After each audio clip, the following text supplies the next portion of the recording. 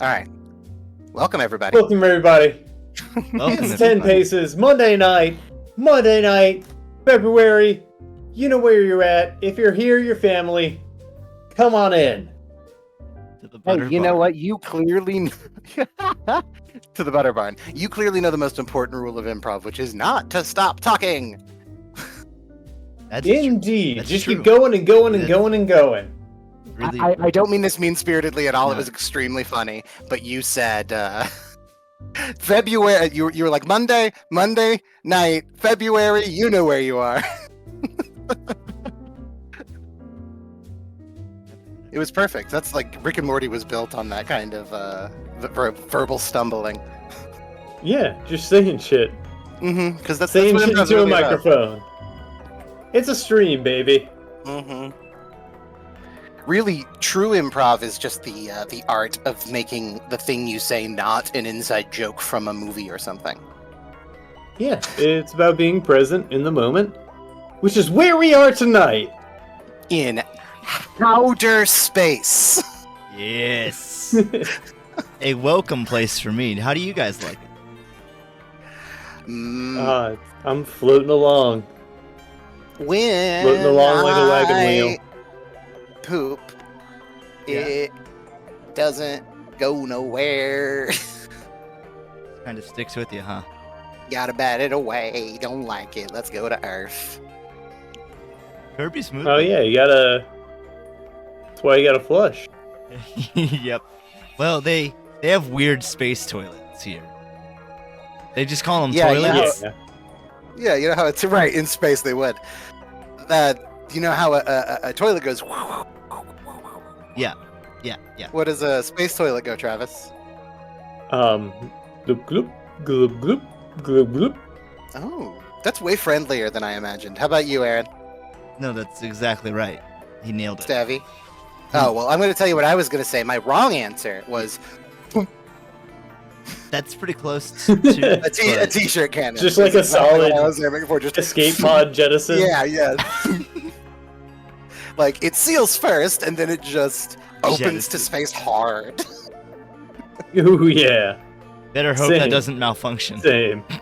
The force just shatters the fecal matter, spreading it Ooh, to that'd be- become planets, stars, and human beings in the future. be More very space junk. More space shit.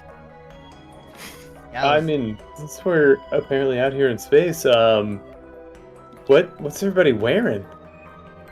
What's your space fit? I'll start. yeah, go I ahead. have a butt flap on mine. Oh, And, convenient. when I poop. No, I'm just kidding. I'm not going to go over that again. No, I do obviously have a butt flap. It's baby blue.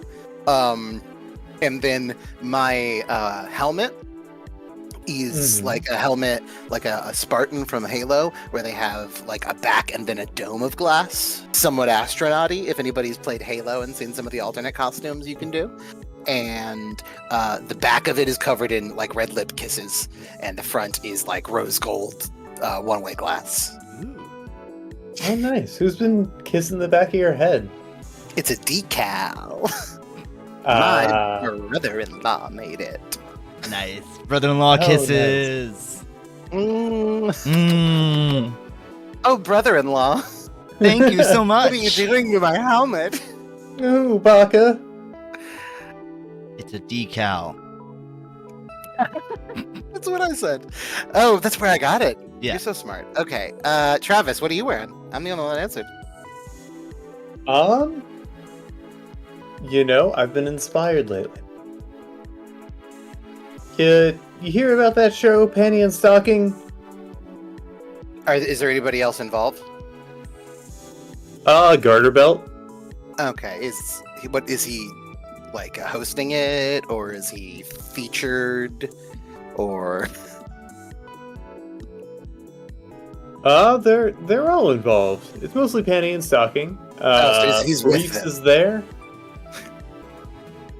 Yeah, Panty and Stocking with Garter belt. Gotcha. I was wondering if it was featuring Garter Belt or produced by Garter Belt or something. No. FT. Yeah. Yeah, like you could have like Forgot About Dre featuring Eminem, or you could have Forgot About Dre starring Eminem, or you could have Forgot About Dre financed exclusively by Eminem. Produced, yeah. Oh, yeah, produced. Produced, though, usually in rap would be like making the beats too. Oh, that's true. Yeah, it's Been affected. it's a weird delineation between Hollywood and rap nomenclature. I was just thinking of the word But- delineation earlier because we were looking at like swords, and they have a tendency. That's what it's called, I think, or delamination. Never mind. Delamination is what it's called when your pieces didn't weld properly or didn't become one.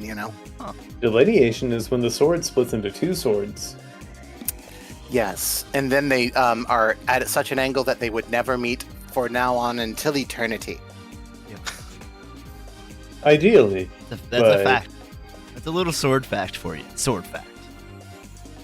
The cool thing about my life is that I Making could it take put that stinger and just in make there. it the canon creation myth of my long-running D&D campaign, and Yep. it wouldn't even be a big deal. None of us question it. It's like, yeah, two swords facing opposite directions, delineated, that must go forever apart.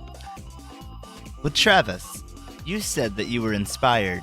I hate to waste a good inspiration. You want to show the class, Yeah, I think I will. the viewers. Oh, at did you home. draw your spacesuit? Are you mad? I think that's what he's gonna do. Maybe we'll see. Well, at least a part of it. There's so much key detail on feature. that damn thing. Yeah, I just want to draw where the inspiration came from. I was watching some panty stocking, and I'm like, what about the other clothes? I see. Yeah, you got like leg warmers, you got wrist cuffs, you got girdles. So you went hyper specific, and you are going to be a clothing, and that's why you got such an obviously lavish, exquisite, like it actually has a sound effect and a kill aura. When you get kills, it changes. Like I was wondering why you would buy such an expensive and complicated pattern on your shirt if you weren't if you were going to draw the whole thing. You understand what I'm saying? Right. Yeah, like if you end up looking like a Warhammer 40k, character, you got horns coming out of your dick, and you are also a clown, but not the fun clown. You're one of the mean ones. Not as sexy. Yeah, Chaos Clown. Oh, don't talk about chaos. Dark elves is what it is, though. Yeah, dark elves. Don't The use dark don't elves don't are- use the C word, because if you use the C word, you're believing in the C word and you're spreading that belief, and then the C word might Well- get stronger. Buddy, my name is Clown Royal. No, the clown is fine. Oh. Well, I wasn't speaking about the Dark Elves. I was speaking about the Chaos Oh Space my Marines. fuck. Their dark avatar. of Hey, the hey, 3, 2, 1, go. Mega Demon. You got 3, 2, 1, Okay. draw! Yeah, draw 3. Oh, thank you. Draw, infidel. What happened to all my tools? I don't care. I'm cartooning. What happened to all your tools? I have no idea. Uh-oh. Better figure this out. Clock's a ticking. Under window. Tool. There we go. Why do cats and pigs have the same ear? I mean, I guess I'm Um, thinking of is this- cow. Is this set up for a joke? Nah. No, it's more like, why is a raven like a writing desk? They don't have the same Uh, ears. They do. No, show me a picture of a cow. No, not a cow. That was a mistake. A Oh. cat and a pig.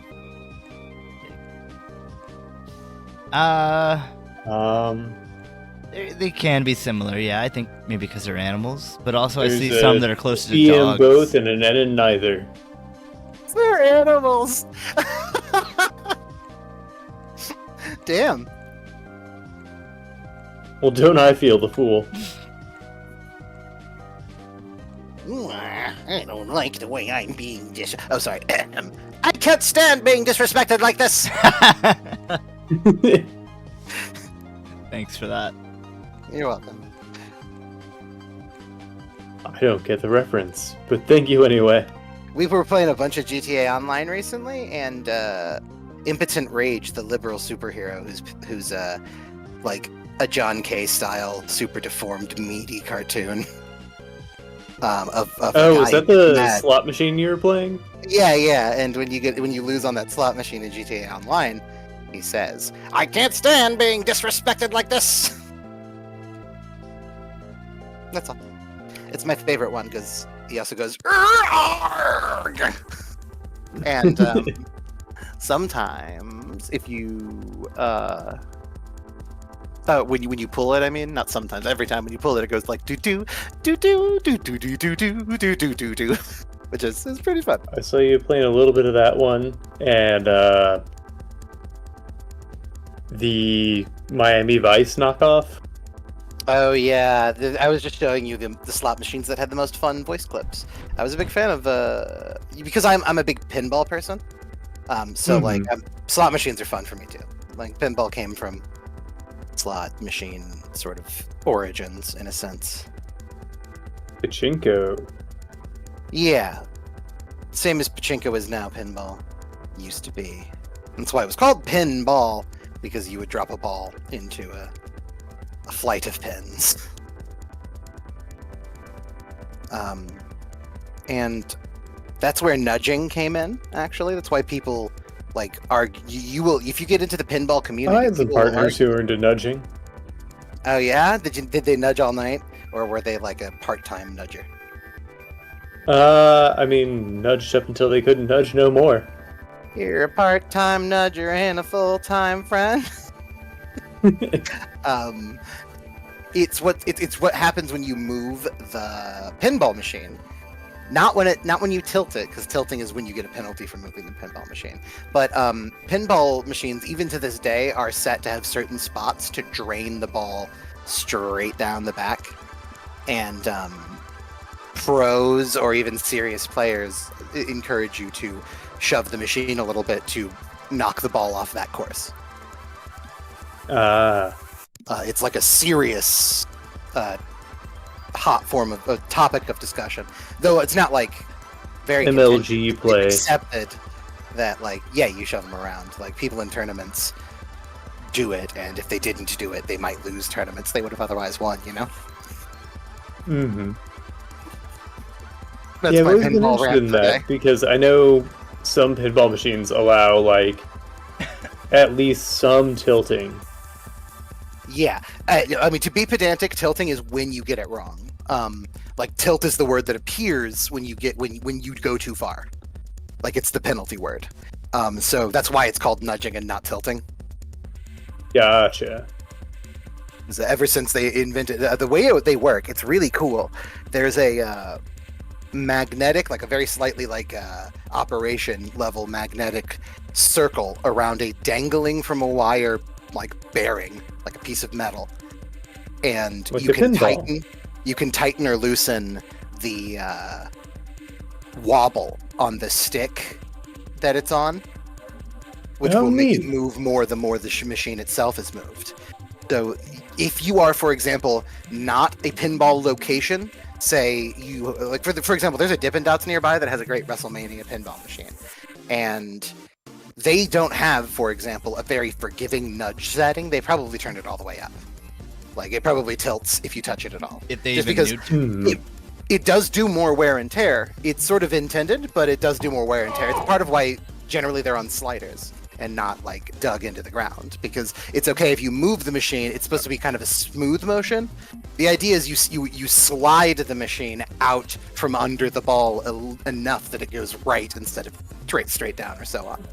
Right. Imagine pretending to drift with a shopping cart when you were a teenager, and that's sort of what you do to the pinball machine. You throw your body smoothly into it, because if you jostle it really hard, it's gonna tilt. That is either extremely interesting or dreadfully boring to people. So you're welcome, and I am sorry. Interesting to me personally. That's good. Really, that's what matters. I played a number of pinball machines. I went to a pinball bar up in Indianapolis after seeing Twerp, Nice. and that was really fun. They had like their pinball people in repairing some of the machines, so I got to see the inner workings. You get to see the masters in action. Where the pinball Yeah. jelly is made. There's a place I want to go so bad with my brother. It's called the Museum of Pinball. Ooh. It's in Nevada. It's in Las Vegas, Nevada, on the Strip. Not in a super prime location, but on the Strip. And there's a flat entry fee. The games cost, I think, what they cost when they came out. So some of them are expensive if they're newer, but you're also more likely to find newer ones elsewhere. And it's supposed to be archival. The idea is they have it set up how it was when it was, and they hold on to and maintain the pinball machines so that they don't become impossible to locate or play. That's super cool. So they have many pinball machines, including the one I most want to play, Attack from Mars. Which is a like cheesy B-movie thing with a bunch of like silly European accents, and like a Sarge's Heroes Army man going like "Return to battle, soldier" and stuff like that. And That sounds dope. you run around, you go around the world saving countries' landmarks from being stolen by the aliens, and the aliens will be like attacking Paris, and so they'll be like "Sacre bleu, they have taken the Eiffel Tower." And That sounds super rad. And then Have you been to? Go ahead. Have you been to Silver Ballroom here in St. Louis? No, I rarely get out. It's a punk rock pinball bar, Sounds so cool. and so they've got some really great pinball machines there. Their jukebox is filled with exclusively punk music. I went there one time, and Clownvis, Hometown Hero, was guest bartending. Clownvis Hometown Hero. Is that you? No, he's a clown Elvis impersonator. Oh. I thought maybe Clown Travis, and you just had a thing where you pretended you weren't the clown. Oh no, Clown Elvis. I gotcha. But Yeah, I guess it would have been I Clown could. or... Anyways, you're Travis Thor. I'd be Hogvis. Oh, okay, I got this. Yeah, we Okay, hold on. this. Clownahonkus Trav. That I've got you. sounds like. I mean, I guess I can get by that. And now, if anyone ever asks what kind of species a Travisaur is, you could tell them they're a Clownahonkus. Clownahonkus Trav.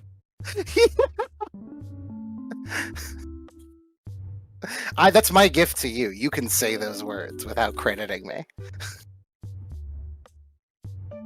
I will always credit you. Fuck. You made this bed, lie in it. Foiled again. One day I'll do it. One day I'll. One day I'll fool him into saying something Responsibility. stupid. Hey. He'll look foolish in front of his friends. No. First of all, it's your clientele, and second of all, you won't look foolish. You'll look really smart and funny. Despite the red nose and red curly wig. Okay, look. My name is Clown Royal. I don't ever mean clown is a bad thing.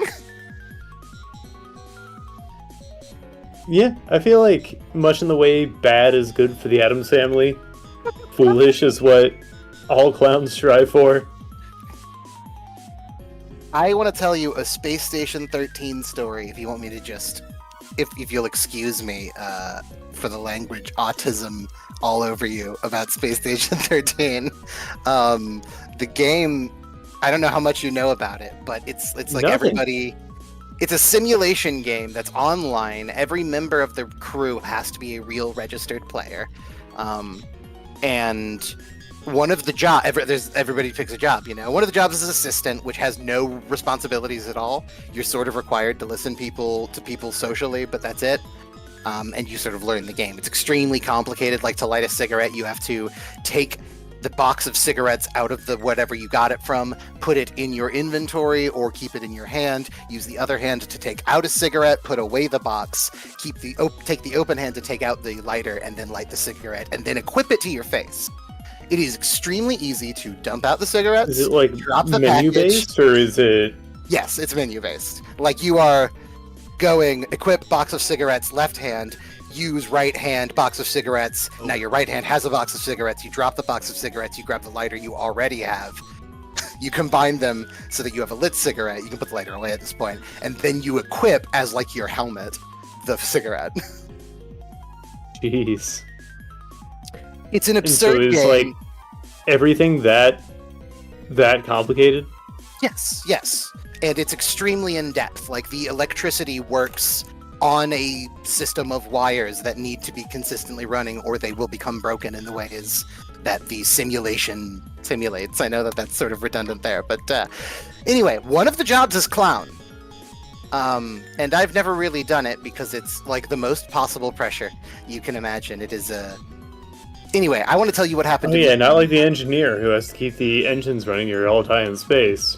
The engineer does not have to run up to strangers looking like you're about to say something funny and then say something funny. It's Do you really actually hard. have to say something funny, or do you have to equip like a fun joke to your talk box? And No. Your real job is to be a funny clown who does not cause trouble in any meaningful way, or you're breaking the rules, you can go to prison. But Space jail. certain things like causing people to slip on banana peels or puddles are considered acceptable for a clown. There's a whole rule system because you can play security, so I'm pretty familiar with the rule system. There's something, the shortcut they use verbally for it is how you become valid, as in a valid target. And the clown is only valid when he's hurt somebody or you know he's a member of the traitor team. There's a traitor team, but that almost doesn't matter because the game is a ticking time bomb from the very first second. But anyway, demons had been summoned onto the ship and I was bleeding out, and a clown dressed in full combat gear, like, you know, bucket helmet, fatigues, military vest, runs up to me, revives me, and says, "Look alive, kid," drops me a rifle and fatigues. And then we're running down the hallways together with like xenomorph aliens eating and busting out of people. I don't know how to shoot. And the guy's like barking military orders at me when he know I was an assistant he rezzed. So unless I was a trolling experienced player, he knew I knew nothing, and that was part of the joke, really.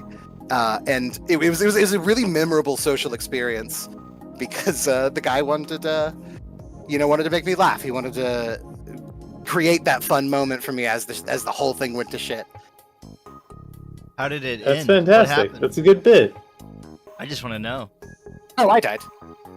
I don't know if he died. He was really experienced. You didn't- Generally, if you're an inexperienced clown, people will kill you anyway. It's kind of like it's not a gray area. People will just kind of turn a blind eye to the fact that, yeah, maybe the clown wasn't totally valid.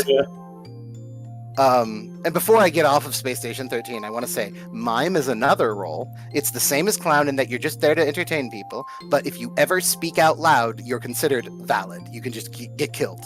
Someone will just murder you. I thought this was barbaric. Oh, that's fair. I thought this was barbaric, and then a clown talked to me, and I said, "Oh man, you can't do that, they're gonna kill you." And he said, "Oh, come with me." And he took me to a murder box that he had built within the walls of the space station, where he had rigged the floor to be electrocuted. Turned it on, took my stuff, left me naked, and then closed the door, which was only openable from the outside. That's a pretty funny bit. And then, well, my point is, do kill any mime you see. If you ever play Space Station 13, if a mime's talking, they really can't be trusted. They are up to some fucking They're shit. like a clown, but bad.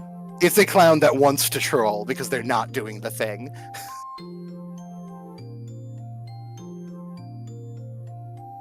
Do you have? Anyway, that's it. That's Space Station 13. What? I was gonna That sounds like continue a it. lot of fun. I was gonna ask if you had a favorite story you could tell us. The clown. That's why I actually got on it. The clown dropping me the military fatigues and us trying to store him out to the. He was taking me to the safety pods, but I died and I didn't follow what he did. Oh, I guess there's one more story that could be my favorite. They actually encourage you, if you're looking it up, to observe games. Because you can jump from person to person if you're dead or not playing. Like there's sort of a so you can infinite learn. observation shots, yeah. And I jumped into a game and I watched it it wasn't helpful at all, but that's only because it was at the end. There were 2 people left, the captain, and he probably wasn't actually the captain, but he was now, and the last trader. And the ship had been blown up, but they had sealed off with like tools and stuff the chunks that they were thrown out in. They were like in spacesuits and they were reconstructing a little base out of the blown apart ship, and the intercom system still worked because the chunks were close by to each other. And so they were running around scavenging, building defenses, and shit talking each other openly over the intercom system that played like just out into space or in the hallways if they were in the hallways. So great. Because you can Sounds chat like a lot all. of fun. Yeah, it's extremely complicated. The community can be a little unwelcoming, and it is agony to do badly at a game of Space Station 13. I will tell you the story that will get you to not play it now. Though you can play it. I think you should. It's a fun game, but it's literally the last game I played. I've been on a multi-year break since it. When a person... Space Station 13 got popular through 4chan first, basically, is where this starts. When a person covers Space Station 13, like a YouTuber, when tons of people find out about it, an event, not a literal event, just a community-focused thing called Grey Tide happens, where a bunch of experienced trolls pretend to be assistants too, so that they can get away with murder, because all the assistants are supposed to be these new players that just got on because they saw a fun YouTube video. So it is chaos. There's about 2 assistants to every 1 player that is trying to play. There is no amount of security. There is no amount of moderation that can handle these things. Everybody just basically says, guess it's the purge. Like, everybody... There is nothing. It is the community acting, like, out, right? It's not bad. Like, I didn't get any racial slurs or anything in that time or anything like that. But another dude saw me, tried to fight me. I ran away, and when he saw me again, he knew I didn't know how to fight. So he tied me up, shoved me in a locker, and welded it closed. And then I spent like 10 real life minutes bashing it open with my arms tied up. And he came back, tied me back up, and welded it closed again. And then 10 again real life minutes later, I'm almost about to bash it out again. You can see the health, and he comes back, grabs me, drags me to a similar kill box to the one that the mime had constructed, but without the electric floor, and told me to kill the other guy that he had tied up there. And I said, no, I don't want to do that. And so he gave a gun to the other guy who shot me. You gotta say the magic word. And that was agonizing. It was like a 35-minute game in which all I did was get taunted by a guy on whispers that he had locked me up, and him treating me like a misbehaving puppy dog. Just putting me right back in the kennel, not saying a word, not doing anything. Infuriating. I have not played since. That was like 2 years ago. Oh, more than 2 years ago. We were in the Apollo House. It's a hard game. A lot of fun. It is a good game. I feel like I could pick it up on a weekend and at least, invest that much amount of time, whatever time I can invest into a game on it. You have 2 monitors? I have 3, technically. You'll be fine. Just open the wiki and Google wiki every single word you don't understand, and then read that wiki until you understand it. I think I can figure it out on the fly. It's kind of a parody. It's actually fine to figure out on the fly. for a couple of reasons. One, you can make a private server, so you could figure it out on the fly alone. Or two, all the important stuff is done, is like taken. People want to do that first. Like the engineer has to start the ship without blowing everyone up and stuff like that, or the life support will just run out. So the very beginning, you have to start the engine up. Ooh, another really good memory I had in that game, actually. I went to join a game that was started the engine up. And I started the engine up, yes, but I didn't know how to do it. Somebody joined as AI, which is it's a single player role who can control all the doors and systems, but can only see things that cameras can see. And must, like, according to actual moderated rules, more than server wide, must obey their programming like an Asimov robot. So if somebody reprograms the AI, the player in real life will get in more community trouble for resisting the demands to blow up the ship or whatever than for blowing up the ship, because he's supposed to be following the Asimov rules. So it was me and an AI, and she, I suppose, they joined his mother, which I think is an alien thing. Anyway, she guided me through an Earthbound thing. No, it was like the AI called Mother, I think, is from the Ridley Scott Alien stuff. Anyway, she told me how to do all the engine starting, and then another person joined, and it became a full session. Was the funnest thing, and I had the benefit of the doubt from the AI. This entire time, I had been the traitor. And my target was the second person to join. Because of course it was, right? Like there was no one else but the AI. And so once someone joined, it's like, okay, as traitor, your target is now to kill this other person. And everywhere the AI couldn't see, I'd start hitting the dude with a pipe. I'd trip him. I'd try to tie him up. And then he would run away and tell the AI that we both like ended up setting the station up with, that I was beating him up. And the AI would like send like a drone or something and be like, hey, just so you know, if anyone were to, say, catch you committing an act of violence against another crewmate, you would be either locked up or executed or spaced. Just for future reference. And I was like, oh, okay, I'm sorry. And then I went right back into the walls where she can't see and started tracking the guy that I'm supposed to kill again, jumping out of, like, you know, air vents and stuff. Legitimately, I got a breathing mask and then just welded off the wall and pushed it into space the way that I knew he was coming. So how do they moderate, like, is it automated kind of the things that penalize you, or? There are rules that you can't break that are for the person, not like the character, right? Yeah, but like, how does one moderate a clown? Is it in-person moderation, or? Yes. There is someone modding like a Discord server games, usually. More game than one. There's a command that people would always joke about damn it, I can't remember the command, but they would put the command in and then say blank. I can't remember the lingo anymore, but there was a meme that someone was mean to me and they would, you know, run and tell, and it would be like that command to talk to one of the moderators, blah blah, was you know, called me a mean name, enter or whatever. They would joke about doing that to each other. So yeah, there's sort of an active moderator, but you're not allowed to troll if your role is not traitor. There's only a couple of traitors. It's a percentage, so it's based on how many people are playing.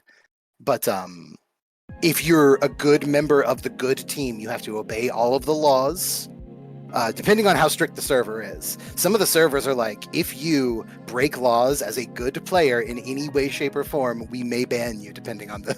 Like, some of them take it really seriously, and some of them are like, if you're caught being a dick when you're not supposed to be a dick, you know, it's going to be considered an infraction of some sort. Yeah, because obviously, jumping into AI, bucks. for example, you could blow up the station the moment people started doing their shit. Mm-hmm. And so your account might get banned and your IP might get banned, is all that is. Gotcha. Anyway, to end that story, I did kill the guy, and I spent the rest of the time... I actually didn't win that round, unfortunately, because there ended up being a captain that joined. I spent the rest of the time trying to emergency recall the ship, which has to have a... It's supposed to be voted on, and then the captain executes it. But because I had access to the whole ship because I had to start the engine up, I would run in and start the return to planet timer because I had already killed my target, and then I'd run away. And the guy got really mad at me, and I think he killed me. I think the captain eventually found out who was doing it, hunted me down, and like killed me with his better weapons. Wow. They have what's called a robust combat system. That was just a quote from the guys who made it. It's as complicated as everything else about the game. So people in the community will call getting totally bodied by someone getting robusted. And so it's like until you get robusted by somebody in the middle of a gray tide and thrown out into into space with a personal communicator, so you can hear him taunting your dead body or whatever. This game sounds rad. I feel like I could invest a little bit of time into it. Well, if you want to do that, you should come over here, because we could run a server. Jimmy's always wanting to do that, and if just you, me, Aaron, and Jimmy did it, it would be enough to make it function and test it out. Mm-hmm. Yeah, that'd be sick as fuck. There's a cook roll that you'd probably really like, because the whole thing's like a parody of hyper-capitalist space stuff. So the cook is one of the seedier positions because you can, if you kill someone, turn them into meat. So if you're a trader, you can do it, and you can get away with doing it when you're not a trader, even though your account could possibly be at risk. Yes. Good. I hired a monkey to help me cook, and then it cooked better than me, and we ran out of meat, so I killed it and threw it in the freezer, and then I ground it up. But unfortunately, the story doesn't end in a cool way because the mechanics are so robust that I was unable to make a burger out of monkey meat, which I wanted it to be a burger for some reason. I think I told somebody I'd give them a burger, and I think it was the guy that brought the monkey or something. You're supposed to roleplay.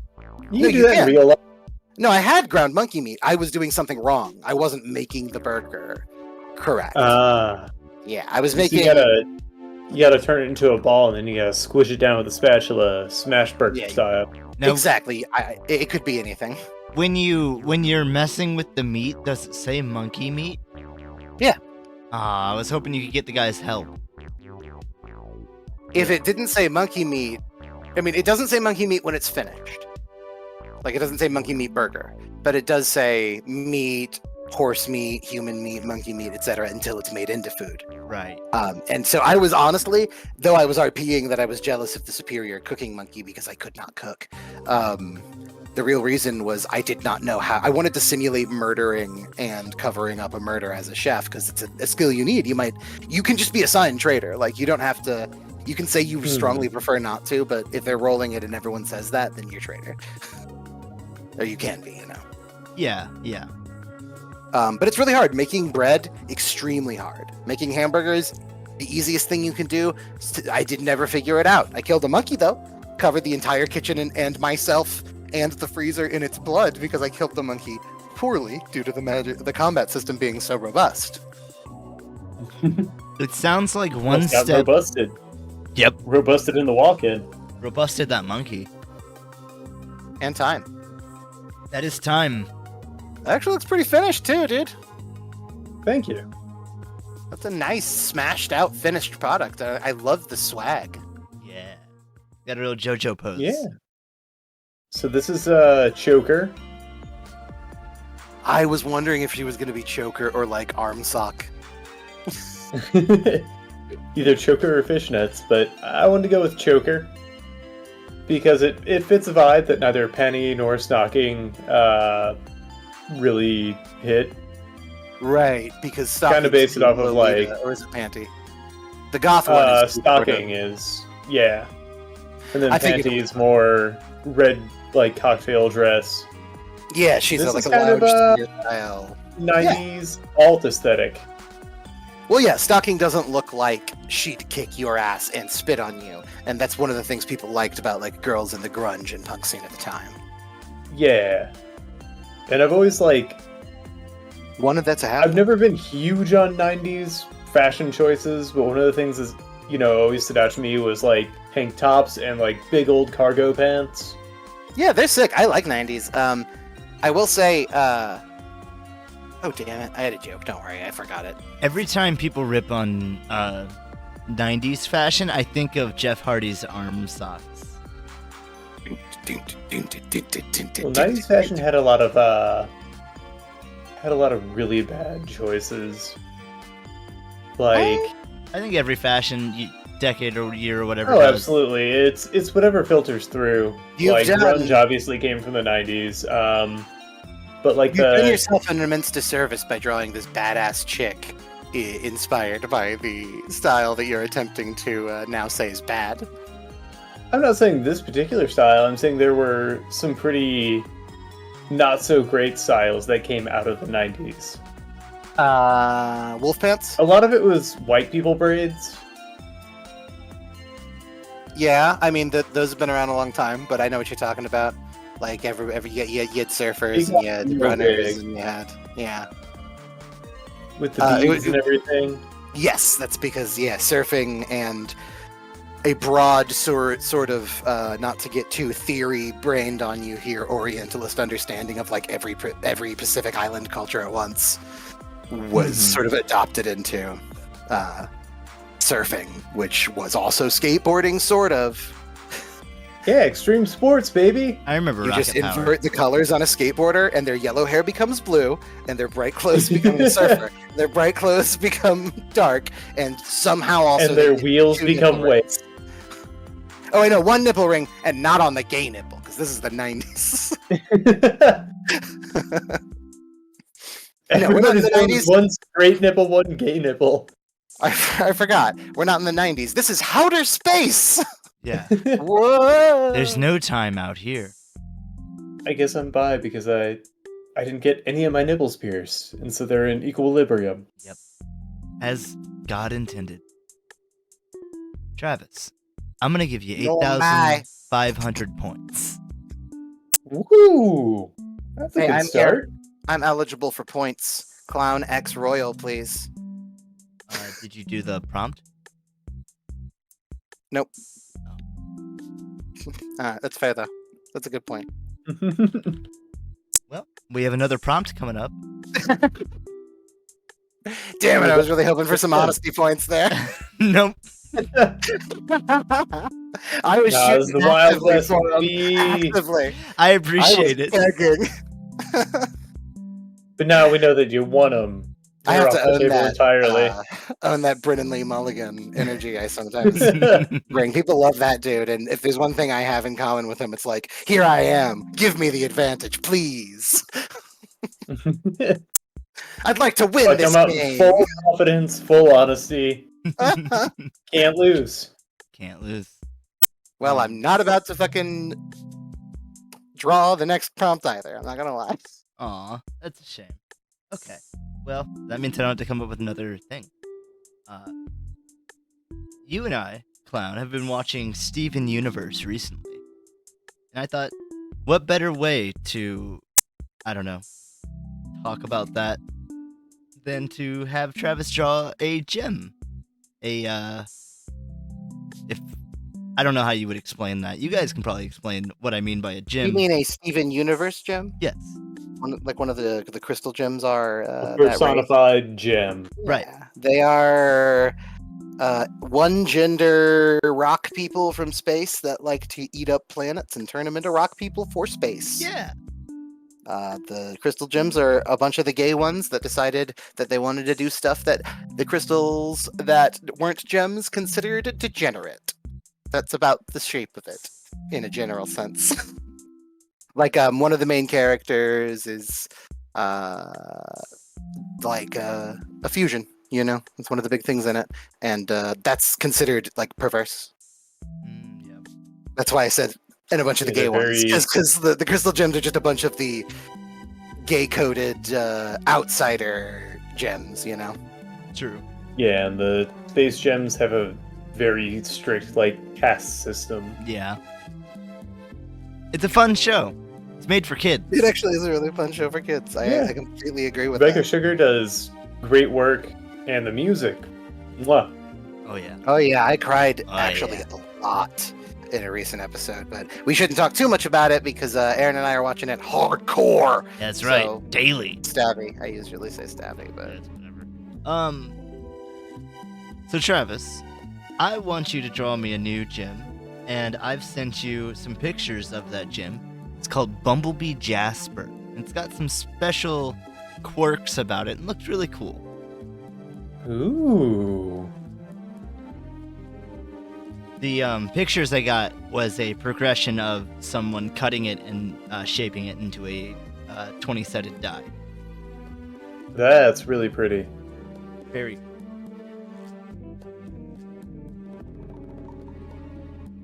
Now, Jasper is a character, Jasper is a character. but the gems are kind of, whenever they're a certain type, they're pretty uniform for the most part. But this is a different type. yeah. Gives me a little room to play with. That's right. And I thought it was a good idea to not give you something that ended in "ite." I think that's what you would have been braced for most likely. I wasn't braced for anything. Wow. Wow. Open mind, open palm. Open eyes, clear heart, get your head in the game. Glad you're Dick ready to start. Fully out, glimmering in the stars. Just flapping away. Latasha, do you Flip want to start this one again? flop. Oh, this is the okay. Yes, I do. 3, 2, 1, draw. Let's jam. So how far along are you in Steven Universe? What happened last? Lapis just joined, sort of, by saying, "Well, I can't go back home, and I never really saw the planet, so I'll stay." But then she doesn't get along with Zim because Zim's bigoted. Zim is what I call, what's her name, Peridot. Yeah, that makes sense. Yeah, He's got the Peridot's like big nasally voice and small green body. kind of like, She's actually said that, like, it was because she was a fan of Invader Zim that Peridot's the way that she is. Like, she's meant to be sort of okay. the Zim OC for her.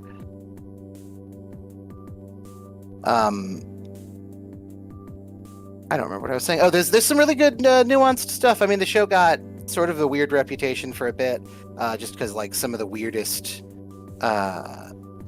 sort of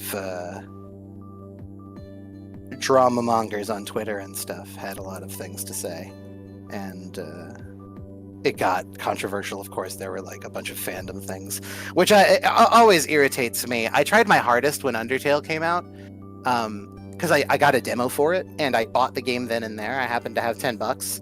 And when the day the demo came out, I bought it. And the day the game came out, I pretty much beat it. I got through, I think, half of it, and then I beat it the next day.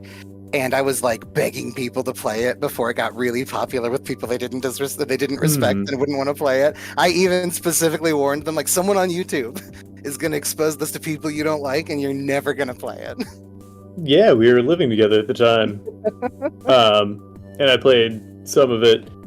And then, like, all of the Homestuck fandom went over to Undertale. Mm-hmm. Only the bad ones. Like, I like Undertale a lot, but only the bad Homestuck fans. Yeah, I mean, Homestuck taught me to never judge a property by the fandom. And I mean, also Rick and Morty, because I enjoyed that for a good long while. And that had some just a really terrible fan base.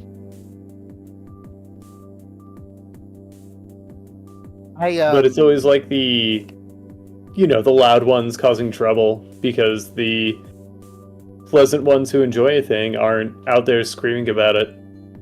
Yeah, I mean, there was like a serious cyberbullying case for, like, trumped up charges about, like, whitewashing Connie in certain art and stuff that's pretty notorious.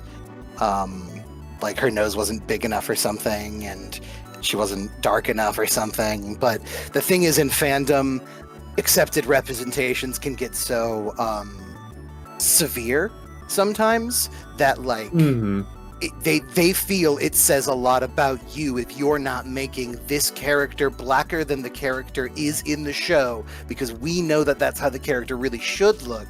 And if you don't back us up in that theory, then you are a bad person, because our theory is like objectively the correct progressive that's horseshit. You saw Yeah. a lot of blowback for the One Piece live action casting. Like, not a lot of blowback, but similar blowback. Mhm. But no, Oda oversaw that I casting. know, that's the and weird thing. did a really good job with it. Like, and if we're equating, you know, the One Piece world to planet Earth, Mhm. it all makes a lot of sense. Like, having a South African Sanji, it works so well. Considering, you know, backstory and everything, they filmed in South Africa. And the actor did just a phenomenal job. I never got to Sanji, but I'm excited to see him. But, like, it makes sense for him to the be culture of South Paran. African because there are French roots, but with much more of a, you know, seaside history. Yeah. And it's more, you know, Yeah, plus- culturally expansive than, you know, just French cook. Yeah, plus South Africans don't have a culture of their own. They take other people's. Yeah. Well, I mean, Wait, not so much they take as are we from South Africa? they landed there. Yeah, I was kidding. But, you know, Elon Musk did sure colonize cars, is all. He found. He was like, I'm putting my flag in cars, guys. Like my fathers went to before me, Disneyland, I played went to in Cars cars. Land at California Adventure. For the Says, "No, glorious, this is me. This is mine now." the glorious republic of people who look like and agree with me. That's what people want. It's wild because you get all this blowback for the dumbest stuff. It was a while back when Disneyland workers didn't have to cover their tattoos anymore and didn't have to have 50s acceptable era haircuts anymore. And there was like a whole opinion piece article from a Canada Bell Prize winning journalist there. He was like, I want to go to Disney so that I can not think about racism and how it's bad and how I may have some culpability in it. And they shouldn't take that stuff that offends people out of Disneyland because that makes me think I'm bad. That's not really what he said, of course. He was like, what? Where's the magic? Maybe we're going to have to go away if they're just going to woke up our favorite spots. I was gonna say, sounds like you need a new vacation spot. Yeah, well, that's what Disney he's was, saying. Pretty He's like, slow to the woke wagon. I shall take my business elsewhere. That's very much what it is. It's like, maybe I'll go to Universal, but no, you know what? I'm just going to go to California where no one's woke and go to that Disneyland. No.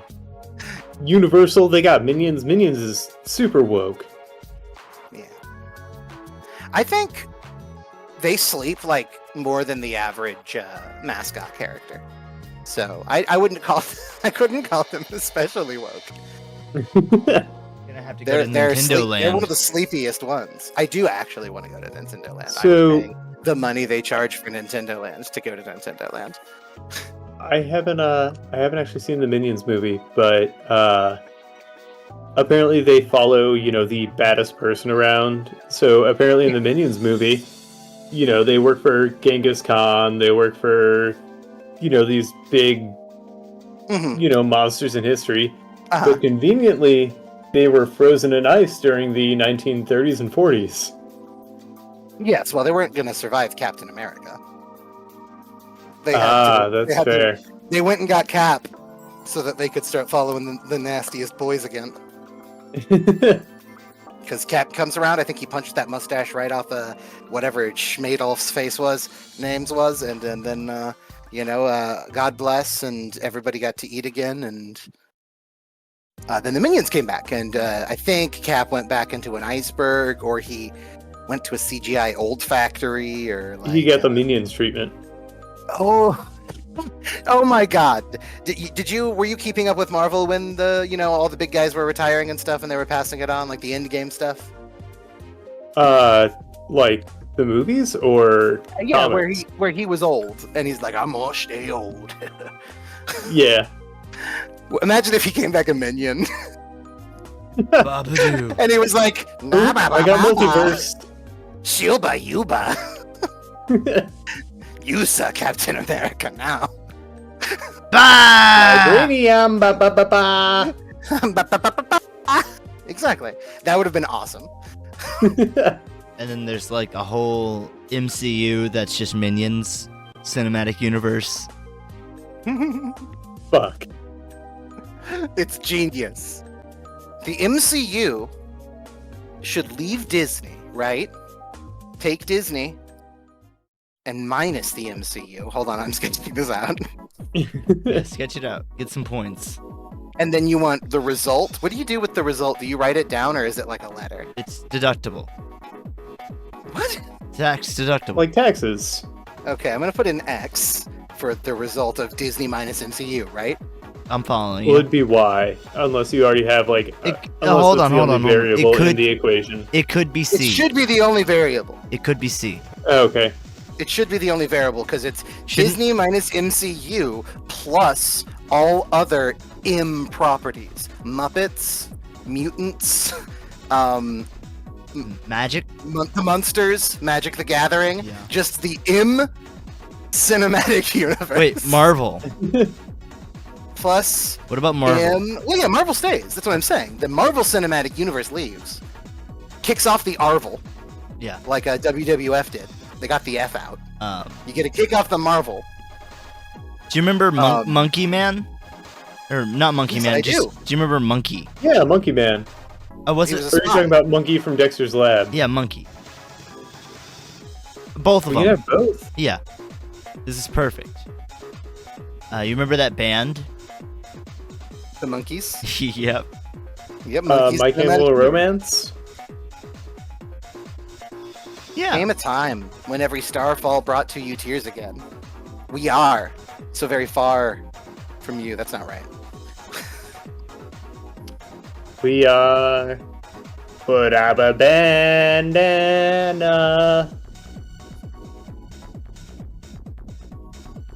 Sorry, I'm That answering. was Minion Chemical Romance. Oh. I was trying to figure out how to clap in Minion.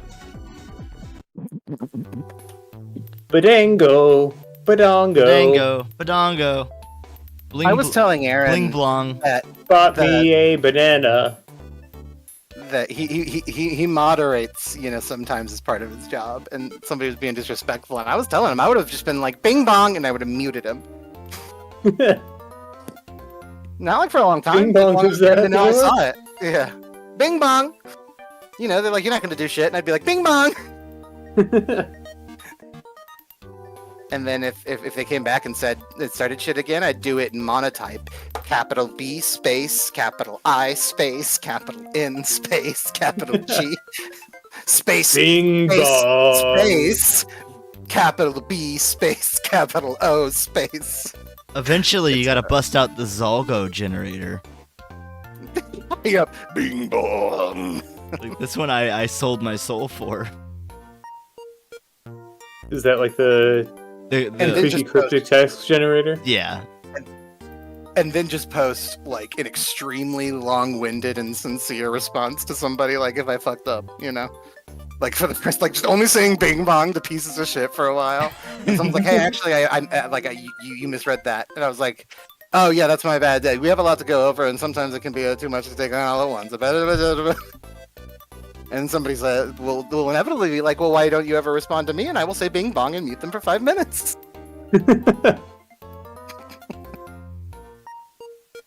There you go. I don't know. I had these little fantasies. There's no G. Is that because you Zolgoed it, or Oh, did you yeah. forget? I Zolgoed too hard. Hold on, let me try it a little less. You Zoggo that G right out of there into the yeah, he hellscape. Zallowed. Okay, there you go. And it fits with the other one. Marsh Zallow. Ooh, love me some marshmallows. My ruggedly handsome fiance has a Pokemon tarot card, tarot deck that I forgot they had. It was really, really cool. That sounds dope. Yeah, a lot of soft tones. Who are some of the major arcana. Ooh, is it like watercolored? Togekiss is one of the major ones. The star is Jirachi. Okay. Stuff like that. The moon is obviously Moonstone or whatever the fuck. Togekiss is Temperance. Ooh. Satu is Wisdom. Very cool. The Hanged Man is the Squid. Which one? Reversible squid. Tentacruel or Reversible Squid. Because it's upside down. Yeah. Ink something. Ink is the small one, and then Incruel. Terrible Kraken or whatever. Krakant. Kraken with just like 4 ends, so they're legally safe. Yeah. Travis, did you read the special info about this gym? I did. Okay, cool. For those of you at home, this gem contains some amount of arsenic. It's not safe to cut and shape and stuff. Fun to play with, not to eat. Yes. That's where its yellowish color comes from. Wow, you're right. That sounds like a dex entry for a Pokemon. Mm-hmm. Hey man, actually the funny thing is like they do that on purpose, and it's because you learn some fucked up shit about real life animals too. Yeah. They're like despite its size, it has a bite that can incapacitate a blue whale. Yep. And that's real There's life. enough venom in its body to kill 10,000 people. Alone. Simply looking at the flash of its clicked claw will turn you into the eunuch. Oh no, I've become the eunuch. Much like becoming the werewolf in a game of werewolf. Mm-hmm. Similar.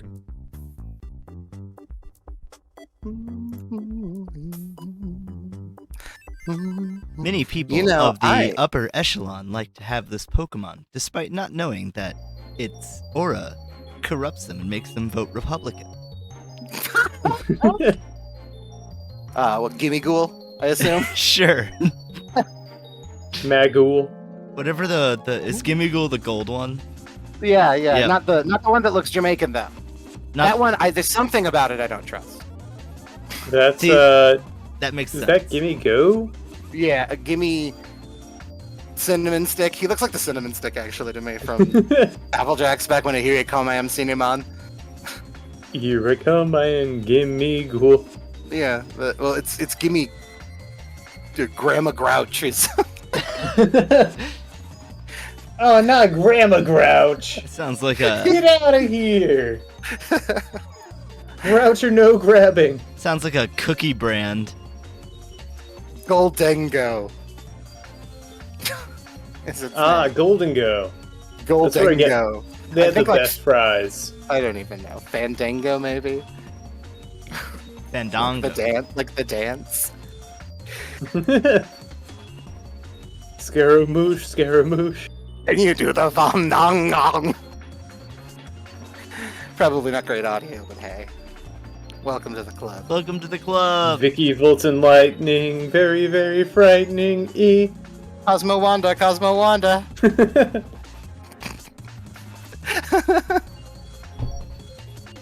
If someone says Vicky, I immediately think Fairly Odd Parents.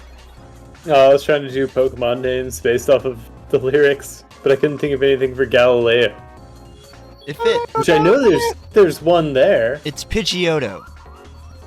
Yeah. Pidgeotto. Pidgeotto. No, oh yeah, Pidgeotto.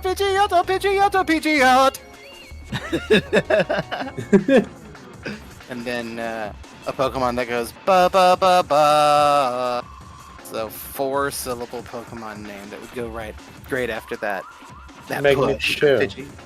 Yeah, Magnifico. What's The thing is, Magneton doesn't have a Magnezone. Yeah, Magnezone, maybe. Yeah. We're really getting We there. did it. We workshopped it here. Live on air. You got to be a part of it. Yeah. And now, I'm releasing that into the Creative Commons. Thank you. You're welcome. On behalf of the Creative Commons, thank you.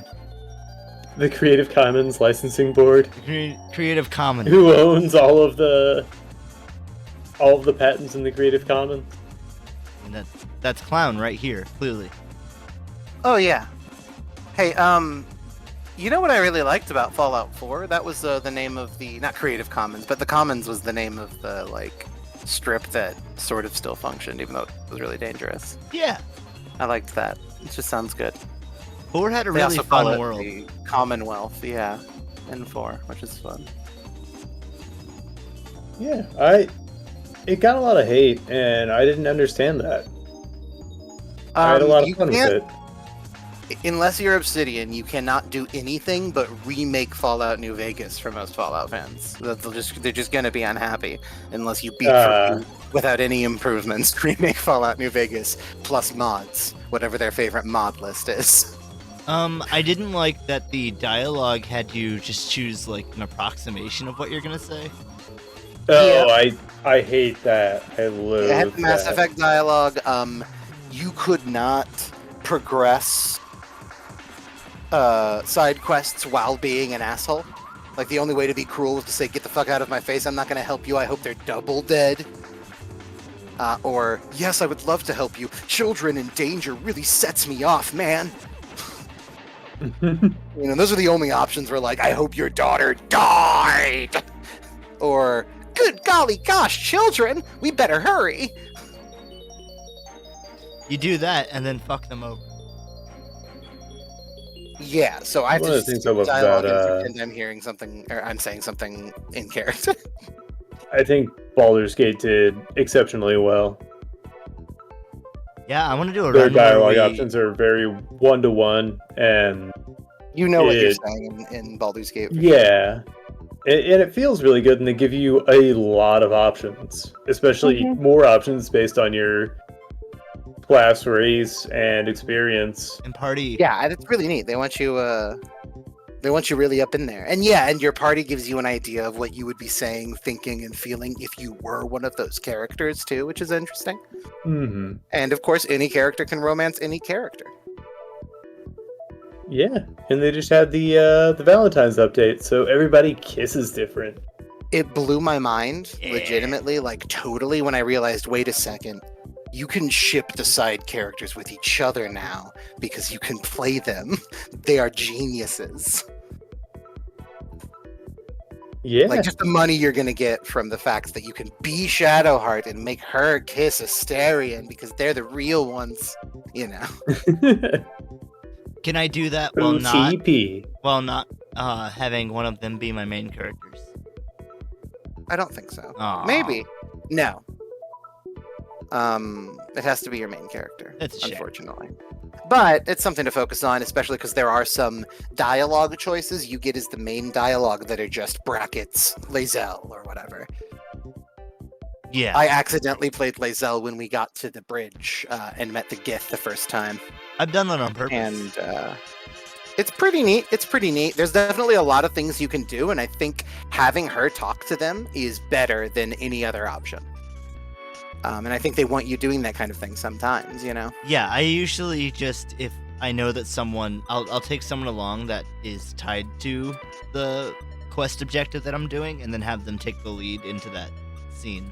And then if it needs to be my main character, they'll just pull me in. Mm-hmm. I think I want to get like a Travis, you got circle 7 minutes left. Sorry. of some Oh, sort. jeez, I can get some flats down and down here. I've got really big hair, and when it finally gets longer, I think having some kind of thing on my head would be cool, especially if I lighten or shave my eyebrows again. Yeah. But that depends on what I'm doing, how my piercings look, and how good I am at makeup at that point. Oh yeah, Clown got a piercing this week. Mm-hmm. Oh, congratulations. Where at, if it's not too personal? It was going to be septum, but the guy was like, no. So it was the right nostril. My right.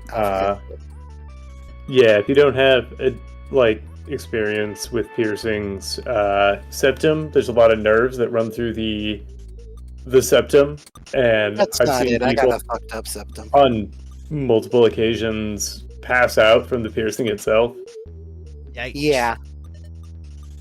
He said that I have, essentially, without going into too grisly of detail, deposits of some sort that obviously he's not a doctor, he can't say, that line up with each other, that if he were to miss one, he would always hit the other. And so the only way I would be able to get a septum piercing is to have it punched, not like with a gun, but like doing the large hollow needle to take all of that flesh out. And that would be that's how agonizing. every piercing should be done. Well, a lot of the ear and like nose cartilage and stuff ones, a lot of people will use like a wedge style or a round needle style to just cut open the hole and then feed the jewelry through an Yeah. Whereas when the I have mine hollow done, one, it's still the hollow one, but very small. well, yeah, with a punch, it's a very large, not very large, but for a needle, it's not really a needle. It's a big, empty, thin cylinder to just take out enough of a chunk that all that cartilage is just going Right. to go, and it doesn't matter that I have weird ones there. If I ever decide to do that, it's going to be probably after, like, other scarier piercings. Like, I definitely still want to try to get an industrial, and I definitely want to get my nipples done at some point in my life, so... Yeah. If you get an industrial, get a donut pillow for sure. Okay.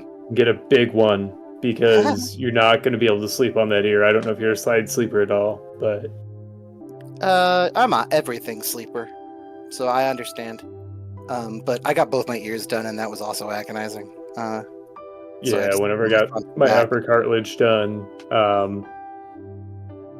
it also took me a while to find some jewelry that allowed me to rest effectively. Oh yeah, I bet. Because like rings weren't cutting it, the studs they had put in initially weren't cutting it. So I got some of these titanium flatbacks from my local piercing shop. That sounds nice. TRX on South Grand. Huh. Because it's just like a little kind of curved hook that slides into a small, tiny tube, and that's how it holds together. But Dio has a heart circlet. I've always liked that. Oh, that'd be neat. Yeah. Yeah, I've got this little stud circlet. It's just they also don't make for great sleeping. Oh, I meant when I said circlet, I meant like the head to wear, like a tiara. Oh, gotcha. Or a diadem, if I'm feeling really fucking fancy that day. But I feel like a circlet is already dainty enough as to be almost parody on me. That's just personal insecurity, though. I would not get a diadem until I felt far more sexy. Or more regal. You just have to up the amount if of... If I get any more regal, I will also get that much more sexy. Yeah. You just have to up the amount of fiefdoms you control. I don't want any fiefdoms. I don't want any fiefdoms, Grandpa. I don't want to be a marquis. I just want to sing.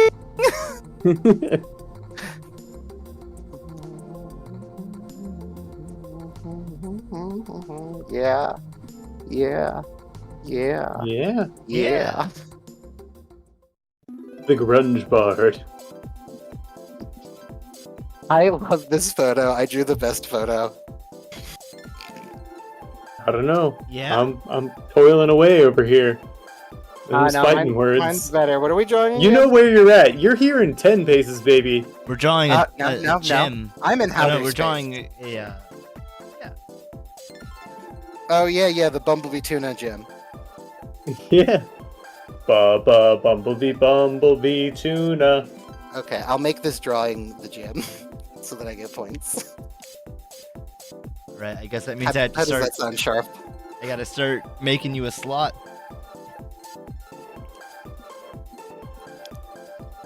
There's only one way to make somebody a slot. Oh, there are lots of ways. You just gotta slot stream them. Let me ask you this, Travis. I played Baldur's Gate 3, and it left me with a big question. A very legitimate, genuine question. Do most people not have their devils be nice to people? Because What all do the you mean they're- devils in Baldur's Gate 3 are like nasty up front. Yeah. They Even the don't ones try that are deceive trying to you be much. a little... They're just like, you're gonna come to me anyway. Yeah. I think they're trying to really forecast that to the average player. I suppose so. They don't I want mean, to... at some point they're gonna have to ask you for your soul, and that will be a tip off anyway. Mm-hmm. Wait a But- second. I don't think they want to... I don't think in a game like this, when they're trying to appeal to a larger audience, they want to... Much like a DM, I kind of have trouble if I'm playing with like newer players or inexperienced players. I'm not going to include like cursed items or anything because I don't want to undercut that trust with me. I feel like Baldur's Gate might be doing that a little bit with the with their player base because they are casting a wide net. Respectfully, ratio plus L plus fell off. Hey, you're first. I just feel the opposite. I think cursed items are a session 1, game 1 thing for new players, and I just have a different approach. Is all. I thought. Saying it in Twitter if I speak had, today. when I introduced the party I'm running for currently, Mhm. there's already just this baked-in mistrust that I did nothing to earn, and so if I introduce cursed items, we would move even slower than we already are, and we barely get anywhere anyway. So Sounds like gotta butter 'em up. there's a lack of communication at the table. It sounds like something's going unaddressed, right? just a general mistrust of anything I put into the game ever. So Okay, in that case, I wouldn't do a cursed item because every non-cursed item they don't use because they think it could be cursed is a cursed oh item. no, Then. I never gave them a cursed item, Yeah. and they still one person still prevents everybody from using any item they encounter. So See- I've given them loot to empower their party, and they bogart it from the rest of the party, and it never gets used. Oh, you're actually complaining about one person, huh? Anyway, it doesn't matter. What I mean is, no, in a game where everyone thinks every single magical item is too dangerous to ever be used, I would not be giving them cursed items. But I don't think my general approach at all is to have no betrayals, inversions, or surprises, even for No, but brand you're new playing players. with more experienced players, Okay, but I'm just saying, typically. You're saying like with your family. unless they've never read the Bible or heard the devil went down to Georgia or various things, when a red guy with horns and a goatee comes up and says, I'm your best friend. Anything you want, I can give you. I don't think that's expecting too much of players. Mm-hmm. And it's so weird that they're so antagonistic in Baldur's Gate 3 because like I was just sort of getting a thing. Do you run them antagonistically if you've ever run a devil? Not typically. I don't think I've ever really run a devil, though. That makes sense. Not like because of you or something, just, I've run a lot of them. Devils and dragons are like my two favorite things to throw in for my personal enjoyment. They're just really interesting. They want to talk to you calmly most of the time because they're real strong and they have agendas and like They're so people.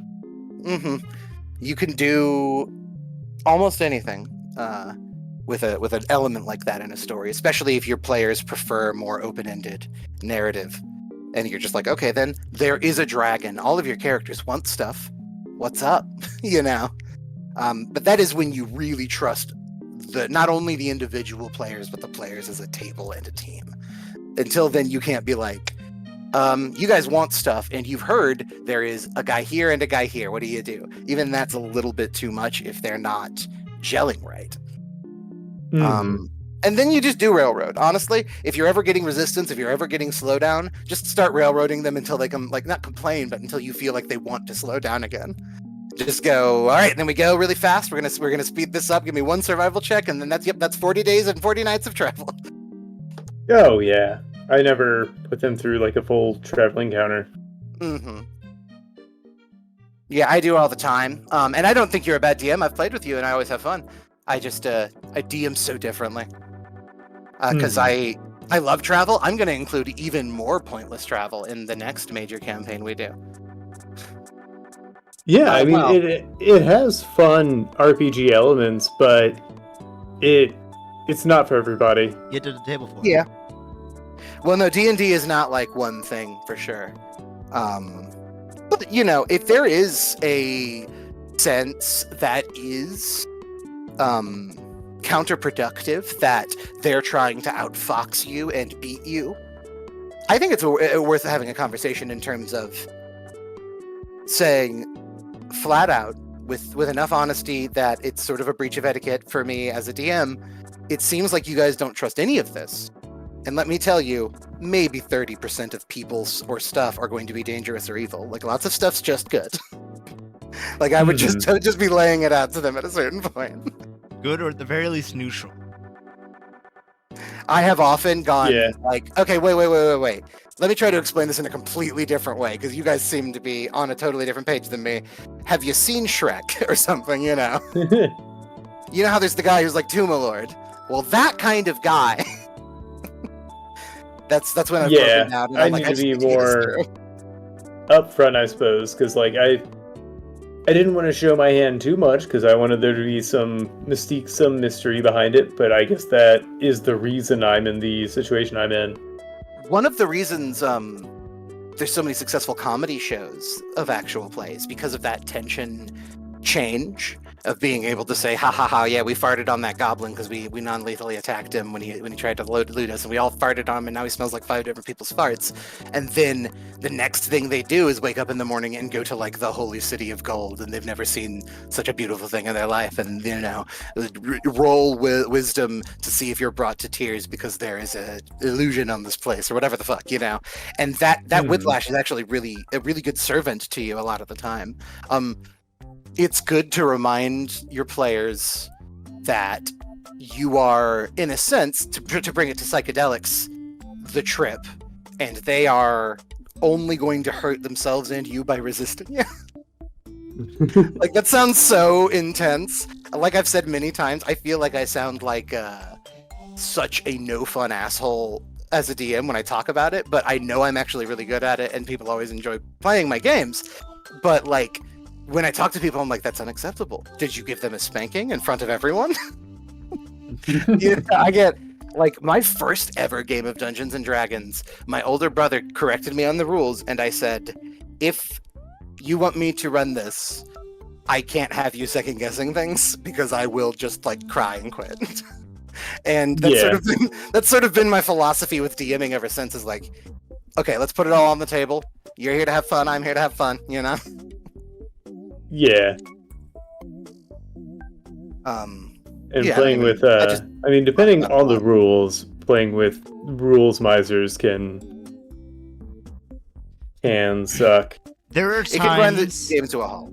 There are times though when you have to play by like letter of the law, the rules, when the stakes are high. I try to, especially with like magic and spells and stuff. But I played some Pathfinder games, and one person's like, "Well, my fly speed is this, and technically I can fly faster than any wind you can generate in the game." And I'm like, "No, that doesn't seem how it works." That seems like maybe no, you don't. Well, guess what? I'm the god of this world, and there's a stronger wind that the book didn't think always about. A stronger wind. There's always a contentious tone to the argument, but to the discussion when we talk about the hypotheticals. But even that hypothetical, you're like, it looks like it says that. We're not going to do that just because that's not going to work in the game we're doing. Yeah. So I need you to not do that if you want to build another character or take a different feat. You know, you just have to work with people. They there's something so magical about D&D that most people you get to commit to playing and thinking of a fantasy person to be immediately want to engage with it. They immediately have so much they want, but sometimes they have so much that they freeze entirely. And Yeah. that's when you do a little bit of guiding, a little bit of railroading. Okay, well, they're all standing around to have a perception check. Yeah, someone's now robbing them because they're standing around and something has to happen. You have to be on your toes all the time. It's nice for me because I am terrified of silence. I think I've said it before, but I was trained by my parents to search and destroy quiet. So Couldn't be me. I root it out. I- I can't handle silence. You see, what honestly hurts me in this streaming format is that I'm very much of the enjoy the silence movement. Well, it's not. All I ever wanted, all I ever needed, is here in my arms. That's beautiful. Travis, How many pounds of weed do you have? how many pounds of weed do you have? How many pounds of weed do you have? How many pounds? On Travis? record, this is not parody. How many pounds of weed do you legally have as a binding statement that the police are allowed to use against you? None. Y'all know That's what I thought. handle my weed well. Yeah, you fucking. You said you had everything you needed. That had to be pounds of weed. How many gallons it- of PCP? You mistake me.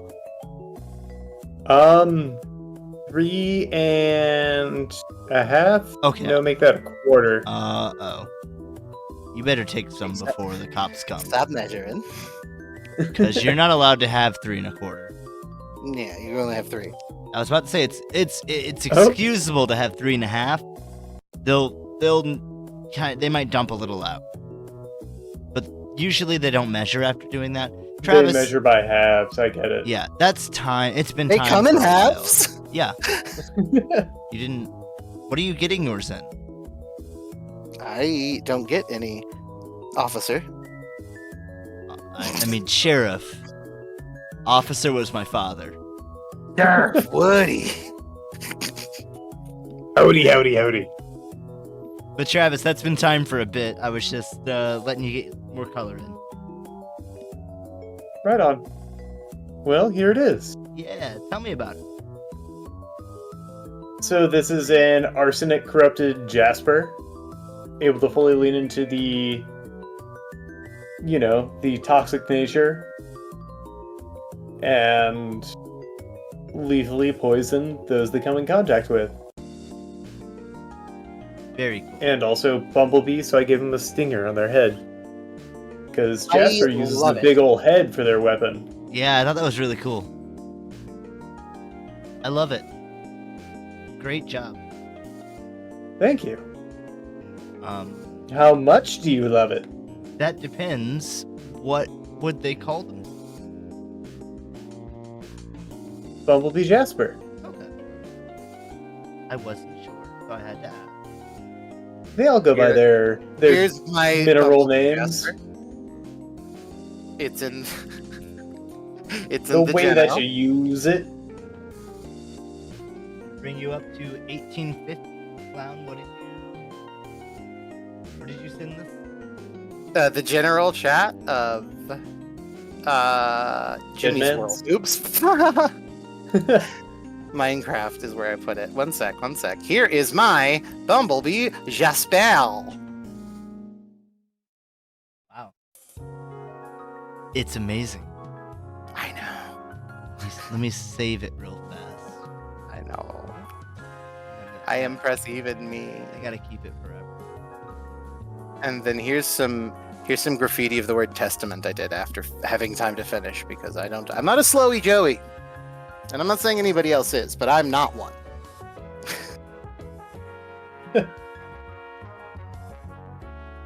I'm a slowy Joey. Give me a second.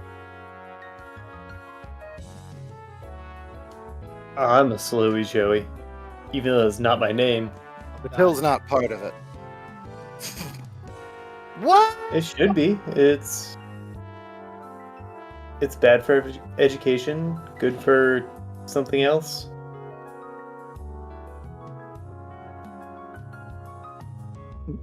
Can you flip it? Can you I want flip it? I want his face down. His chin to the down. Okay. You can see a bit of the algorithm, by the way. X plus M infinity equals money. Ah. X is the value of. Thank you. That's Bumblebee Jasper. X is the value of thank you. No. Hey, Hold on. don't you think you can tell I was watching Hunter when I drew that guy? Yeah. Hunter and Lisa, I think, genuinely like the things I've been doing a little bit lately. So I'm I gonna. could see that. Also, what do you want to go by? CXR. I got it right. Clown Royal, CXR. I'm gonna give you a And- smooth 5K. Just to show how cool you are, can you throw up my tag, my graffiti design of the word testament? That also in Jimmy's world. No, what? No, it should be in Discord. Wait a second. Yeah. Oh no, that's right. I was waiting. No, it's there. It's there now. Yes, it will take me another. Another second. Might get that tattooed on my body. Who knows? Cleaned up, of course. Done good by somebody. Not Jasper. The testament word. The pill's not part of it. So, is TKO for Trandle Keith Orton? Probably. I suspect it as such. It's for tiny cuts, officer. Tiny cuts, officer. Flip it. Flip it good. Check it out, Travis. You're so proud of me. Don't speak for me. I do. I am the Lorax. You speak for the tea. Look at it. Beautiful. It's fantastic. I do love just a full-on crucifix at the end there. Well, yeah, and the most legible letters say "Test Men." Oh. Hell yeah. Yeah, it's fun. I was actually pretty proud of myself. It's supposed to be like Mount Olympus. One of them's an Ankh, one of them's an upside down cross. The crucifix is Christianity. Ah, see, before it zoomed in, I thought it was a UFO with a tractor beam. Oh no! It's like Mount Olympus, like a tall god mountain of some sort. Well, Because it had to be A-shaped. it's time to go on break. Do you want to have any? Oh, I was gonna say last words, but that gives the wrong impression. Dingleberry. Dingleberry. What if we don't come back from break? Chad, No, if I don't come back What's your from last? break... Heck, clown. Yeah, they got that. Aw, damn it. But that And one I'm not censoring it unless you remind me this weekend when I'm editing. You need to, if you don't mind, every time I use that word, What replace it with someone saying the word clown. What word? Like, Like I said, remind me on Saturday. Oh, hold on. Let me remember how. let me pause the music so Travis can get a good sample. Okay, go. Clown. Oh, maybe two more. Clown. One more. Clown. Perfect. There you go, Travis. I'm glad we're doing this live. Well, you have to. How else are we No gonna record ADR it? here, baby. How else are we gonna record it? Oh, you're right. Yeah, I know. There's only Kayfabe, Travis. We only go one way through time. one way to skin a cat. That's right. Well, let's You not. grab the top rope. You lift yourself up using mostly your abs. Sling back over the top rope, back into the ring. Don't get eliminated. That sounds like some wrestling maneuvers. It's called skinning the cat in professional wrestling. That sounds like territory talk, though. No, they still use it. Did it originate back then, like in the 80s? I don't know. I think it's because I guess not in the 80s. it's a survive by the skin of your teeth maneuver that was probably not done the same way by everybody, if I had to guess. Because, like, it's called skinning the cat when you go over the top rope, you hold on to the top rope, and then you use your body to throw your body back over the top rope without, like, standing up. You know, like doing a flag dancing flip or whatever. That's pretty flashy. But I think it's all done. I think it may be an allusion to the fact that everybody does it differently. That makes sense.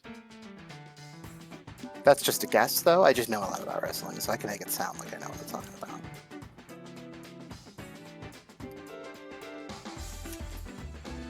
You know, there are many different ways to transform, too. Whoa. Yeah. Like a transformer? Hold on. Holding on? Holding on. Transformer? Yeah. You'll have to excuse me. Why? Are you like a power conduit? Okay, well. I don't think you need to hold on anymore, Travis. Continue. Speaking of transformation, Mm-hmm. and who brought that up? You know what one of my favorite tropes is in all of media? I think it's when the bad boy actually has a heart of gold. Oh shit, that is one of my favorites. But what's another one? You know, a good transformation sequence, like maybe a Super Sentai or a Magical Girl. Ooh, magical girls are fun. Yeah, and they're cute. Yeah. But they use that power of cuteness to smite evil. I tell you, that tuxedo mask is a looker. Ooh. No argument here. All the swag in the world on that tuxedo mask. I think his mask Oh. would look better on my floor.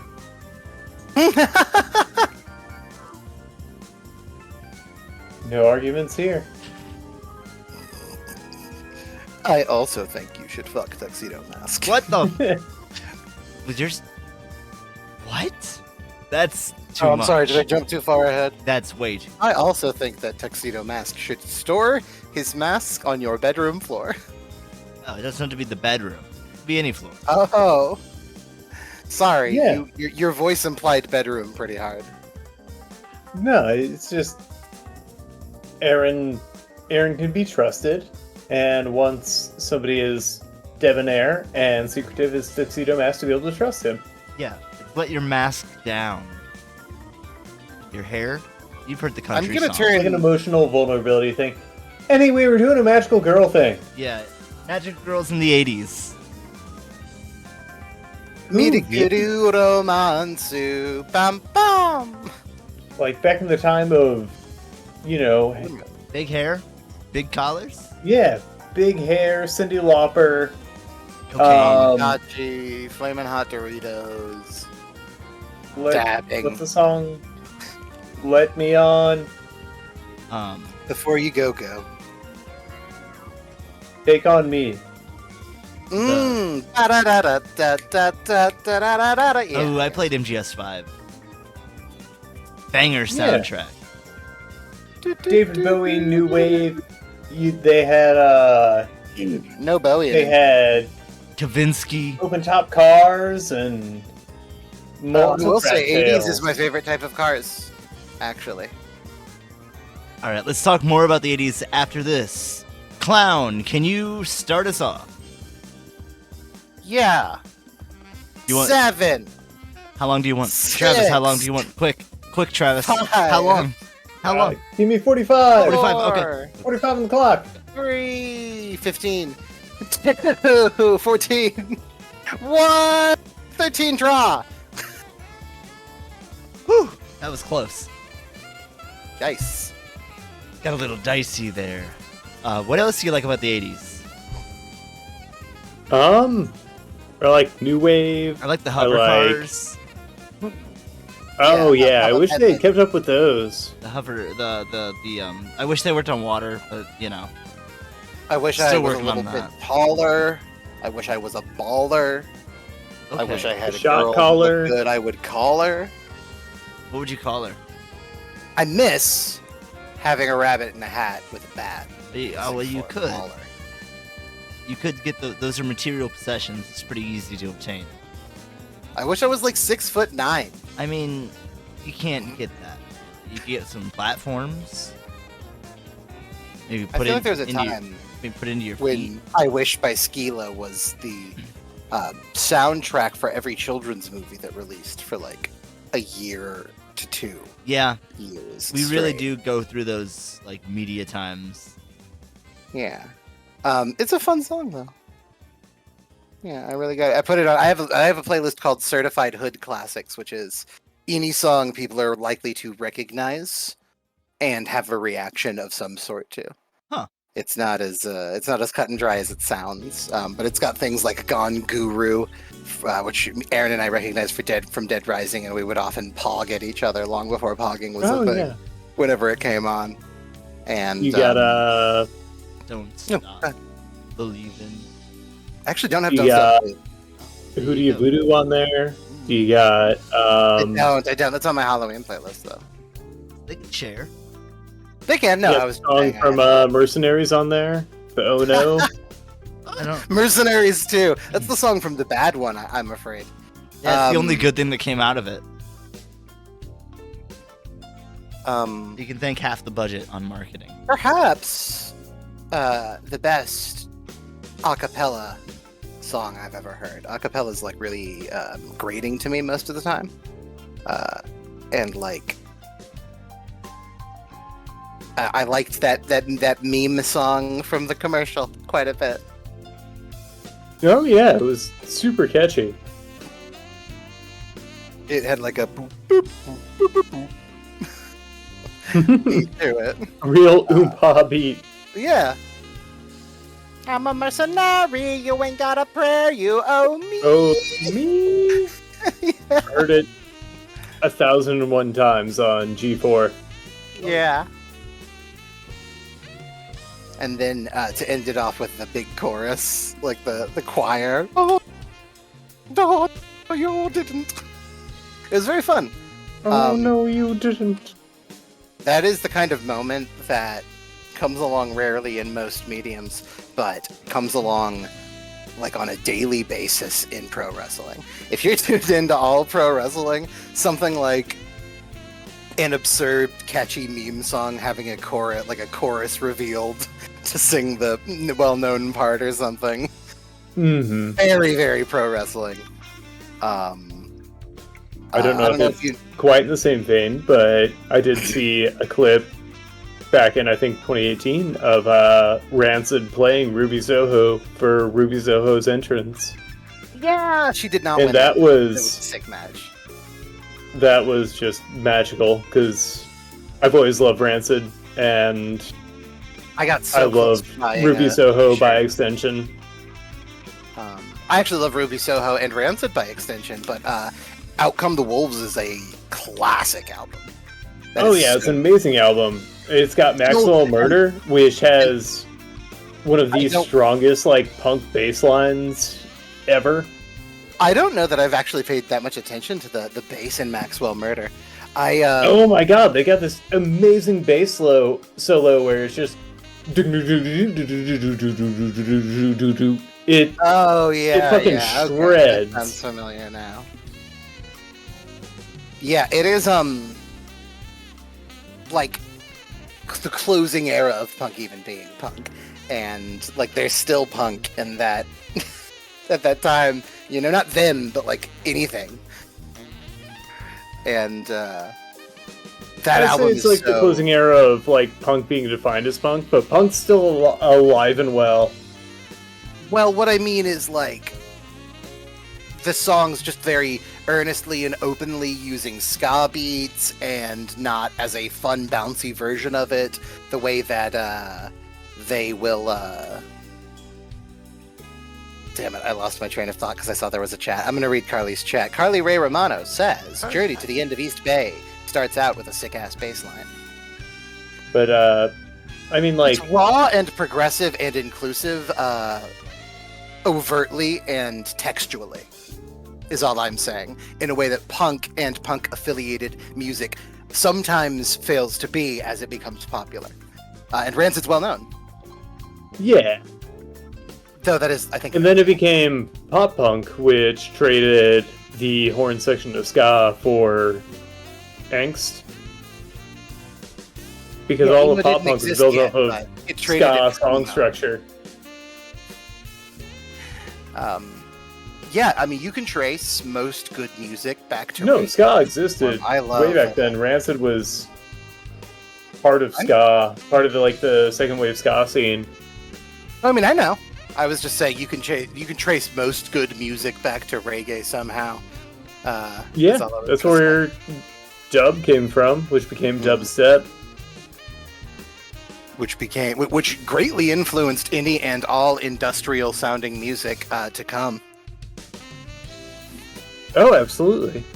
Like, whether you liked it or not, whether it was a good or bad influence in your opinion, dubstep changed industrial, it changed electronica, it changed a lot of stuff. Mm-hmm. No, noise in general and the acceptance of it. Things like Jesus coming out and he's doing it, and people are accusing him of being a poser because Death Grips has a small following at that point, and they are noisier and less pleasant than even Jesus was. And stuff like that. I don't know. I just find it very interesting. I love talking about music, but it's tough to not be alienating to people. No, music history is good for everybody. Very true, very true. Know your roots, baby! Yeah, and you know, you can... It can be a lot of fun to go, oh, you can recognize that is going to, maybe even in centuries, become a different genre. Like this bass... This kind of, downbeat thing they did in this classical music song is a very popular trend nowadays and blah blah. You know what I'm trying to say. And it's so fun too when you really get in the sauce, be like, I see they refused to play the tonic and therefore gave me a sense of a lack of resolution as they ended the song because the story itself had no resolution, or whatever. Like, yeah, and that comes from like a stronger Western music theory perspective, and I think that's really neat. I went to see my little brother's band. My little brother's in a ska band. Nice. And they opened up for some folk punk bands. Have you heard of Apes of the State? Yeah, I know Apes of the State. They're pretty good. Yeah, they were amazing live too, and just real sweet people. But the band that went on in between the opener, my little brother's band, and Apes of the State was Doom Scroll.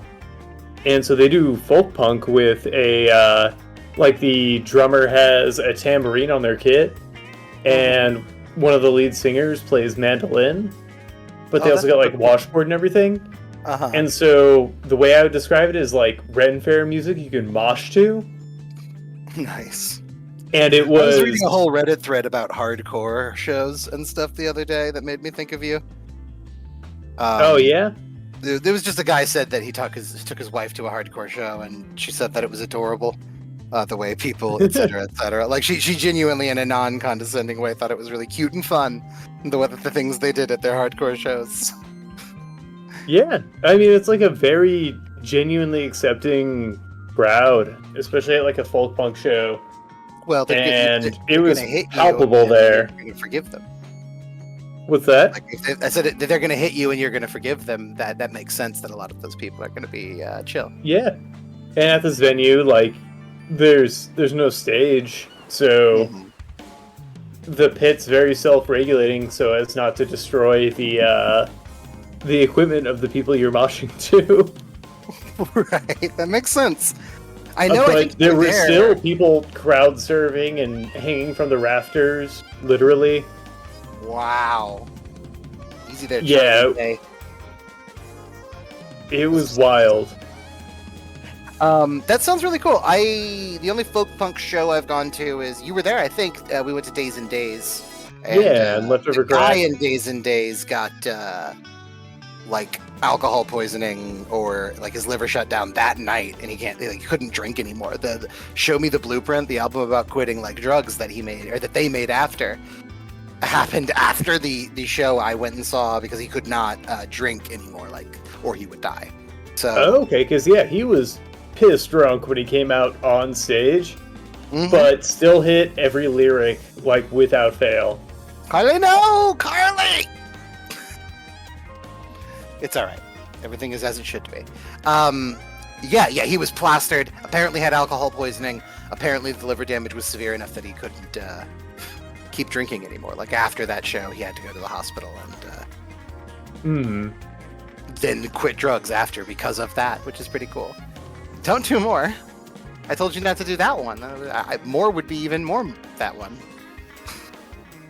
So anyway, good show, though. Honestly, it was a pretty cool crowd. There was a guy that was, like, trying to be rude to me, and I couldn't understand what he said, so I just, like, tried to answer the words he said, honestly. Yeah. So this drunk guy bashed past me, and he was like, blah, blah, blah, blah, blah, blah, and I'm like, I'm not from in town. I don't know what you asked. I don't speak the language. He looked at me, and then he waved his hand, like, whatever, and walked off. Like, he wanted to fight me for crashing into me earlier. Point is, somebody I did not know and did not speak to again came up and were like, hey, man, are you all right? Just wanted to make sure. I saw that guy. I thought that was really nice. And I felt pretty empowered and welcomed by that environment as well, because I had a friend who got sick, and I had to, like, cut the bathroom line because I was pretty sure that my friend was in there, and I wouldn't have had the confidence probably to do that without those moments of like human compassion on display, and not in like a crass commercialist way, you know. Yeah, it's there's a lot of compassion in there, like even in the pit, because somebody falls, everybody stops and immediately picks them up, makes sure they're okay, and kind of sends them on their way. And if they need out, everybody makes a point to let them out. Unless they're, you do get some drunk, bad faith assholes in there. For sure, yeah. They are, like, often seeing this phenomenon for not maybe the first time, but, they're often doing this stuff, like, completely unaware that people are not trying to murder each other in there right now. Yeah. And that if he comes in... And a lot of that comes from, like, the hardcore / emo scene. Where it, people are throwing fists in the pits, and that's just the way it goes, but it's not what it's about. It's a pit. Like, we're not trying to hurt each other. We're crashing into each other for fun. Yeah, I mean, there's a lot of different pits out there, obviously. Yeah. It was interesting, though, because it was a hardcore subreddit, and it was, like, the guy who was just joking about... I think he said, like, is divorce the only option, because she said the hardcore was cute, or whatever, he was just kidding around. Yeah, and somebody else... Like, other people told their stories, and somebody talked about how they were like that. My significant other also said it was cute, and that they liked how they would end up covered in each other's hair dye because they were sweating and dyed their hair. And I'm like, you know what? I don't think she. I genuinely think you could take her word that she finds that endearing in a way that one would call cute, whether that's diminutive or not. It's not cruelty, judgment. It is just cute. Right. It's actually that's the fucking goal. That's sort of what opening your mind is always kind of like. There's something offhanded that you latch onto, and you're like, I think that is true, and maybe in a way that fundamentally alters like everything I understand. It's just a little to the left, Not to the left politically, just I meant to a position. Yeah, to the up, to the down. Yeah. Edge. If you ever played Catherine. Oh, I did. I know you did. I just wanted to make sure the reference was spelled out for anybody watching. I got one of the mid-tier endings? I have played it 3 times. The first ending I got was Bad Catherine with a K. Where we tried to get married, but broke it off because neither of us wanted to anymore. And he's miserable and single, and you give your friend Johnny the blessing to go after Catherine because he's always been in love with her. I don't know if you knew that, because it's like... I think that's the one I got when I first played. I got like the mid-tier K Catherine ending. You tried to do the right thing, but that girl was cute, and the game doesn't let you do the right thing. And you didn't say, yes, I would love to have 3 babies right now and never drink another drop of alcohol again. So you will be sliding more and more towards cheater hell or whatever. The second one is sick. The True Chaos ending, where you say, hey, I know you're a succubus. I know you were trying to damn my soul or whatever, but what if we just dated anyway? What if I'm into that? Yeah, and then you go to hell and marry her and become a demon, and her dad is like possessive and like gets angry that she doesn't spend time with him anymore because she's married, and your dad's the devil, and it's funny. And then there's the True Freedom ending, where you go to space. Oh yeah, I forgot about the space program. It's considered the canon ending by people. Like they subtly hint to the space thing, like just throughout points. His bedroom actually has the big poster for commercial space flights in it. Mm-hmm. It's what he wants to do if there is nothing else holding him back, and if that's the path you go, that's what he does. It's pretty cool. It's weird. And then I played Full Body, which added another Catherine that you can date with their own endings and extra scenes, like post-credit Marvel scenes, for all the different. Do they get shawarma? That's so fucking funny. You know what I mean, though. Not like bleachers, bloopers. Not like bloopers, but like I'm putting together an Avengers. Stuff like that, and so it'll be. Yeah, boss puts together all of the Atlas cinematic universe. Like I described, her dad's possessive. He wants her to play video games with him like she does every weekend, but now she's married and she doesn't want to because she's a big girl. There's another scene after that added in Full Body, just so you get more stuff if you liked an ending and want to do it again. That's cool. Yeah. The other Catherine is your neighbor, has a pink bob, and is like younger than you rather than older, or a demon. Mm-hmm. Actually, that's a spoiler. Wow. Anyway. I've seen it. Yeah, sure. And I mean, it's Catherine. That she's a demon is not an issue. It was called an erotic horror or something like that. You know, more erotic than horror. At some point you're going to be chased by a slobbering vagina with teeth, screaming, "Take responsibility." Or a chainsaw, baby. Do you know what's funny? Yeah, I do know what's funny. That's pretty subtle for comedies mostly. That kind of thing.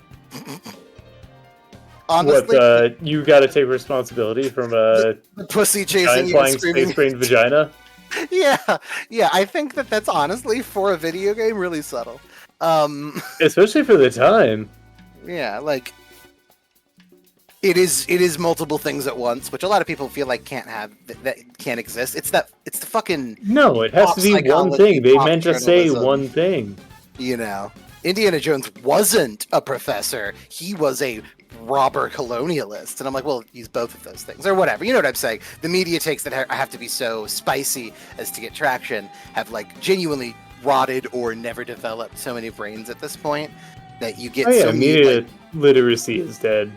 Facetious bad faith joke takes from, I don't know, comedy or whatever, that people are like, I unironically believe this because a guy said it funny and I don't watch the news.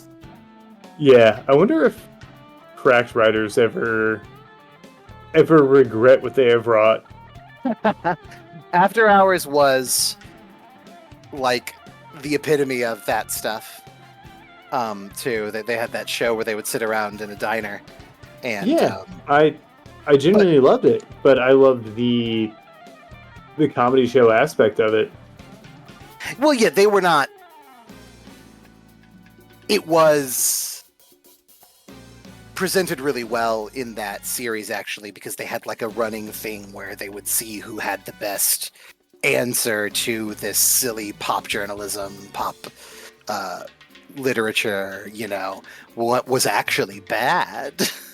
Or what wouldn't be good if you didn't also have this other superpower or whatever. That's just like very contrarian, smarmy stuff.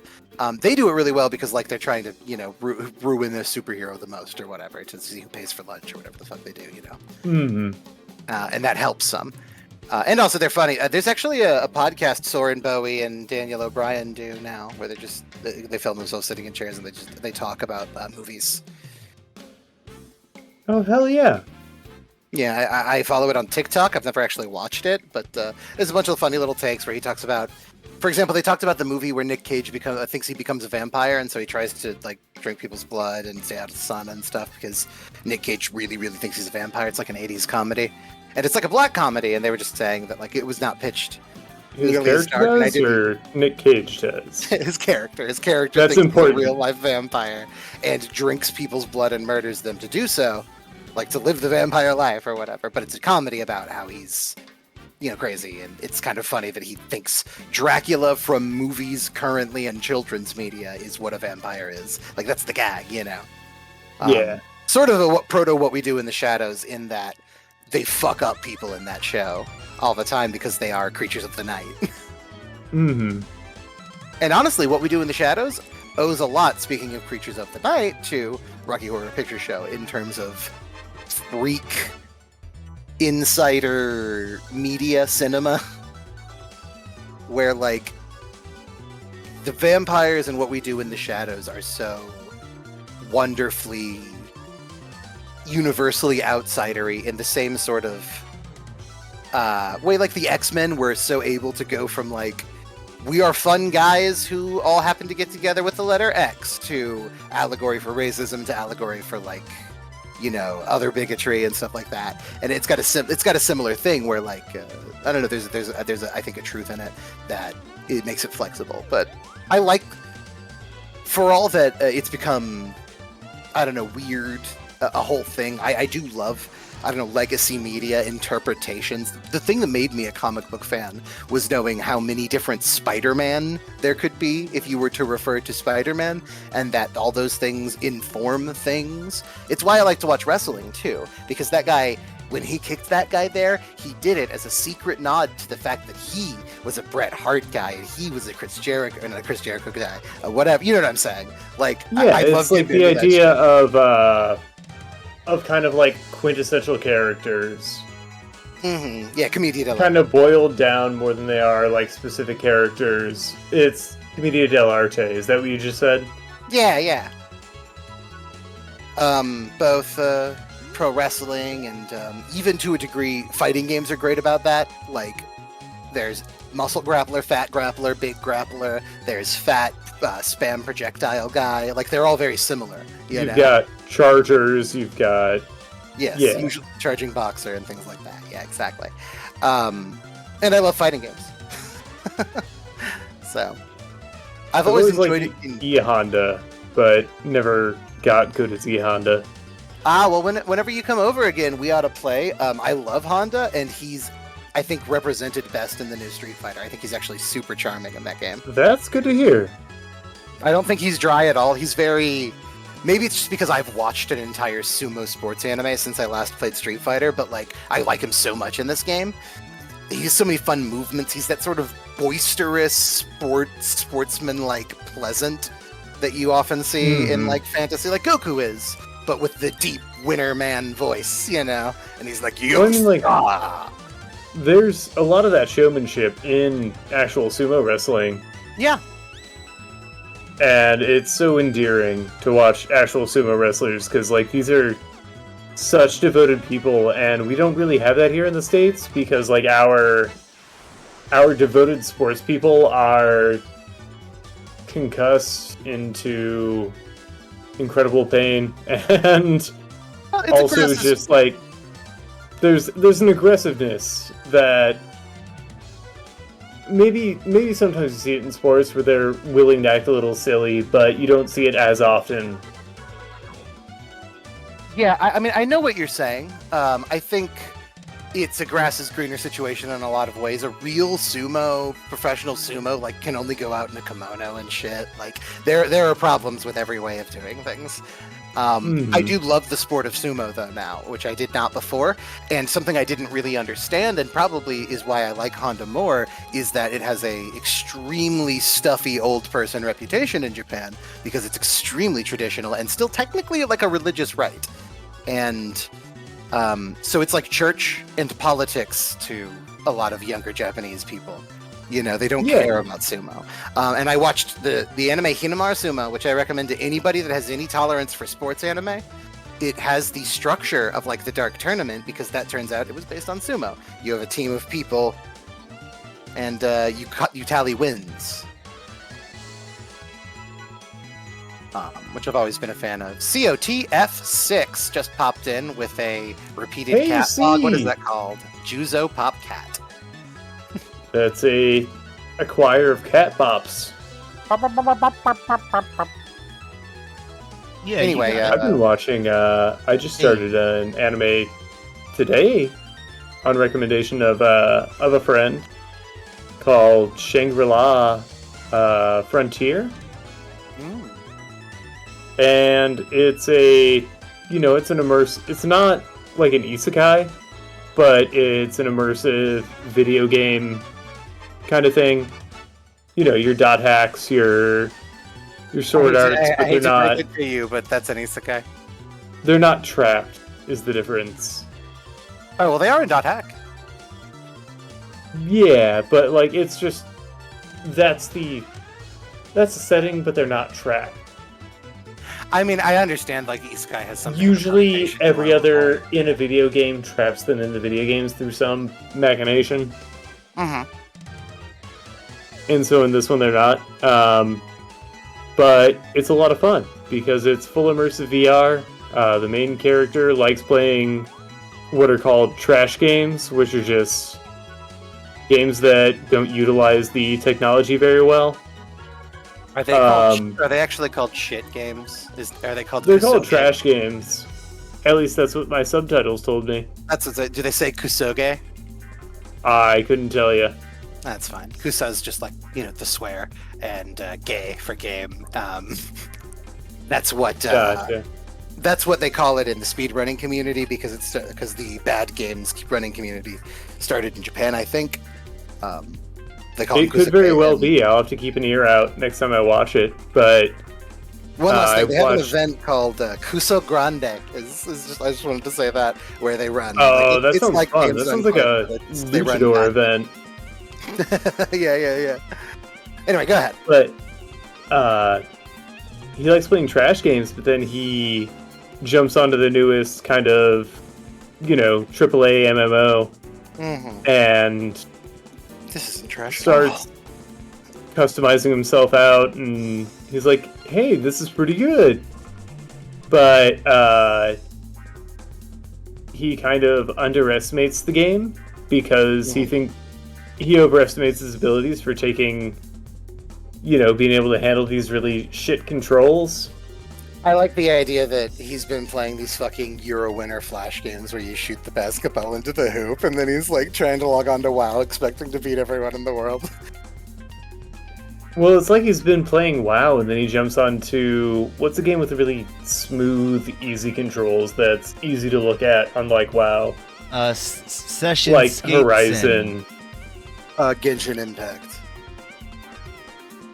I guess. But, like, it turns out like he underestimated the, kind of the combat and the enemies, because it's very much like you're controlling things in real time. It's just a really neat, like, it's a really dorky, like, video game fan game. Or fan show. Yeah, that sounds cool. My brother watched something that I'm not recommending actively to you, but I want to tell you. My brother watched Do You Love Your Mother and her multi-hit area attacks, 2-part multi-hit area attacks, which is a thing where parents that are having trouble with a child that doesn't like them anymore get a fake trapped in the game scenario made, and the game is made to make them like reconnect with their parents. So the parents are all super powered, even though they don't know how to play video games. And then it goes about that, but it's like a incest baity show, you know, like his mom's super hot, her name's Mamu, and you know what I mean. Boy. There's an episode that's like a filler beach episode where the main character gets amnesia and falls in love with his mom. Oh boy. But it's a funny sounding show. The concept's cute. Yeah. And you know, there are worse things in anime for sure than hey, isn't it funny how sexy this guy's mom is? Like, I do get how that's not necessarily just a weird, horrible man thing to do. Have you seen Would You Still Love Me If I Was the Boss of a Dungeon? I've not. It's about a prince that gets like reverse isekai'd into the real world and then has to work as like a minimum wage guy while feeling like the world owes him everything. That's fun. Yeah. Like Devil is a Part-Timer stuff. Yeah.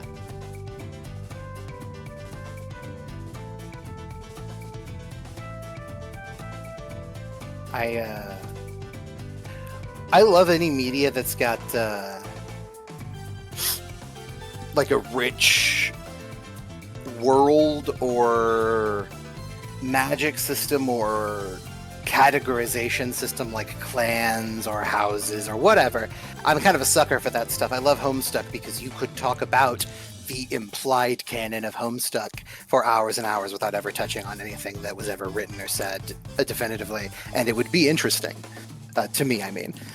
And that's sort of why I like a lot of things I like, where it's like I can say and wonder and have a fruitful discussion that without a right answer about what someone meant when they said something, about what that look meant and things like that. And as a counterpoint, to just show that I think that there's not really a wrong way to do this, Hunter x Hunter, especially in this arc, Togashi just keeps telling and showing at the same time, and then he tells you so hard it becomes a poem and you cry. It's a really strange arc. Which arc? Chimerant. Okay. Yeah, it's a lot of fun because it does enough to kind of deviate from the shonen fight anime style.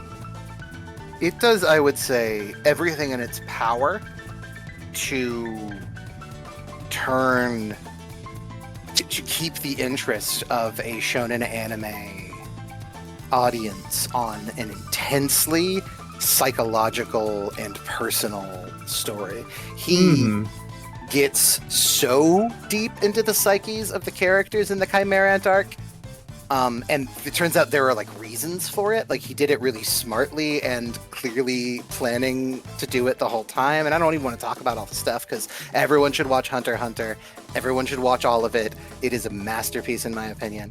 Well, that's the whole basis of the power system, the Nen. Or Nen, I forget how they say it. Ian, either way. Nen. But yeah, that's the entire. It's their power in the show is character development. You know, depending on who you're talking about, but yeah, that's a really interesting thing if you've read the Stormlight Archive at all. That the path towards gaining the magic powers in the Stormlight Archive's good guy magic system. It's actually got like 4. But the main good guy magic system is healing your trauma. You're like assigned to a fun, cool power set, basically based on what way your head's fucked up. You get a little friend who gets stronger and smarter and better the better you get at handling your shit, and you get superpowers, and you get to help people. It's really cool. Oh yeah, I love Stormlight. I thought the last book felt different. I don't know if that was intentional, like just the voice of the book felt different. That was the last Then- book. That was the second to last book of the first cycle of the Stormlight Archive, is why. That was the second to last book before he changes who the main cast is, but keeps the story in the same world. The fourth book?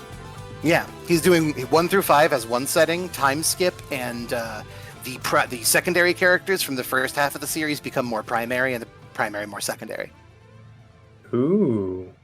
Like the trader that you've been following, and this is way too inside, so I'll keep it brief. But the Thalen trader lady who jumped off the cliff, she's supposedly she's an example of the kind of person he said will become a main character with several perspective scenes as part of the main plot in the second half of the story of the world. And so you said time skip. Is that?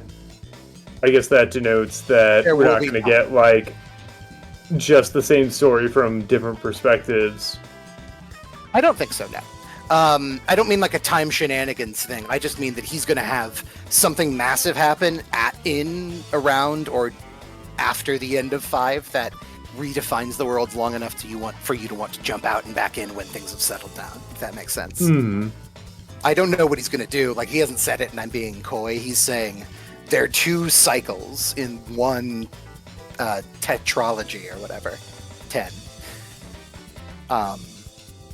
And 1 through 5 is like Kaladin will not be a main character in 6 through 10. He said he will appear in side chapters like other characters have.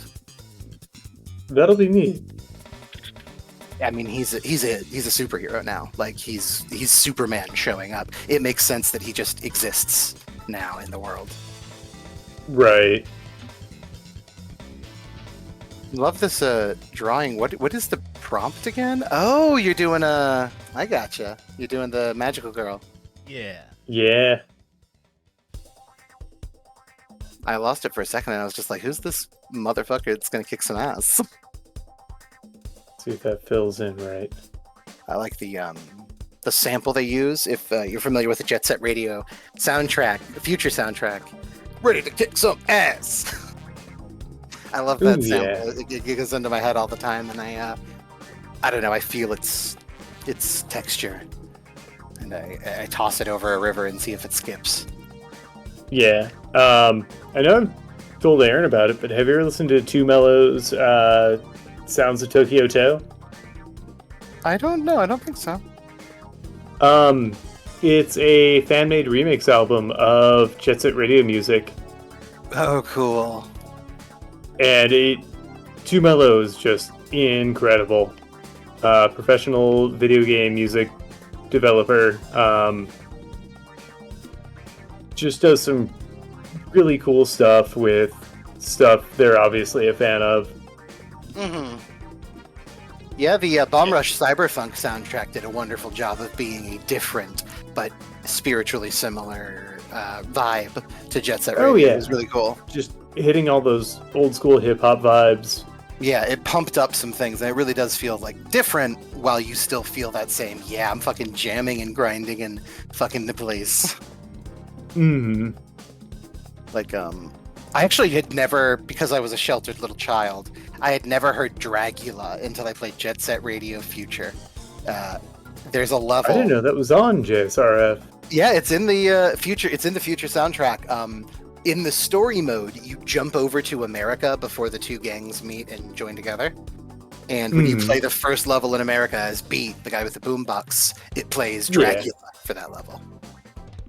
Just started with Did I does a really good angels cry, you know. And it fits really well, even though it's been like this Japanese alternative electronica combination thing for so long, and then you just get untouched Dragula, and it fits perfectly, especially because you're just landing in America for the first time. Yeah. I was like, what is that song? It's really good. And I was like, oh, everyone knows this song, I bet, huh? All of the new metal kids do, for sure. Mm-hmm. I love that. Podcast I listen to, Matt F. Balser's podcast. Apparently, whenever they're touring around, they play a game called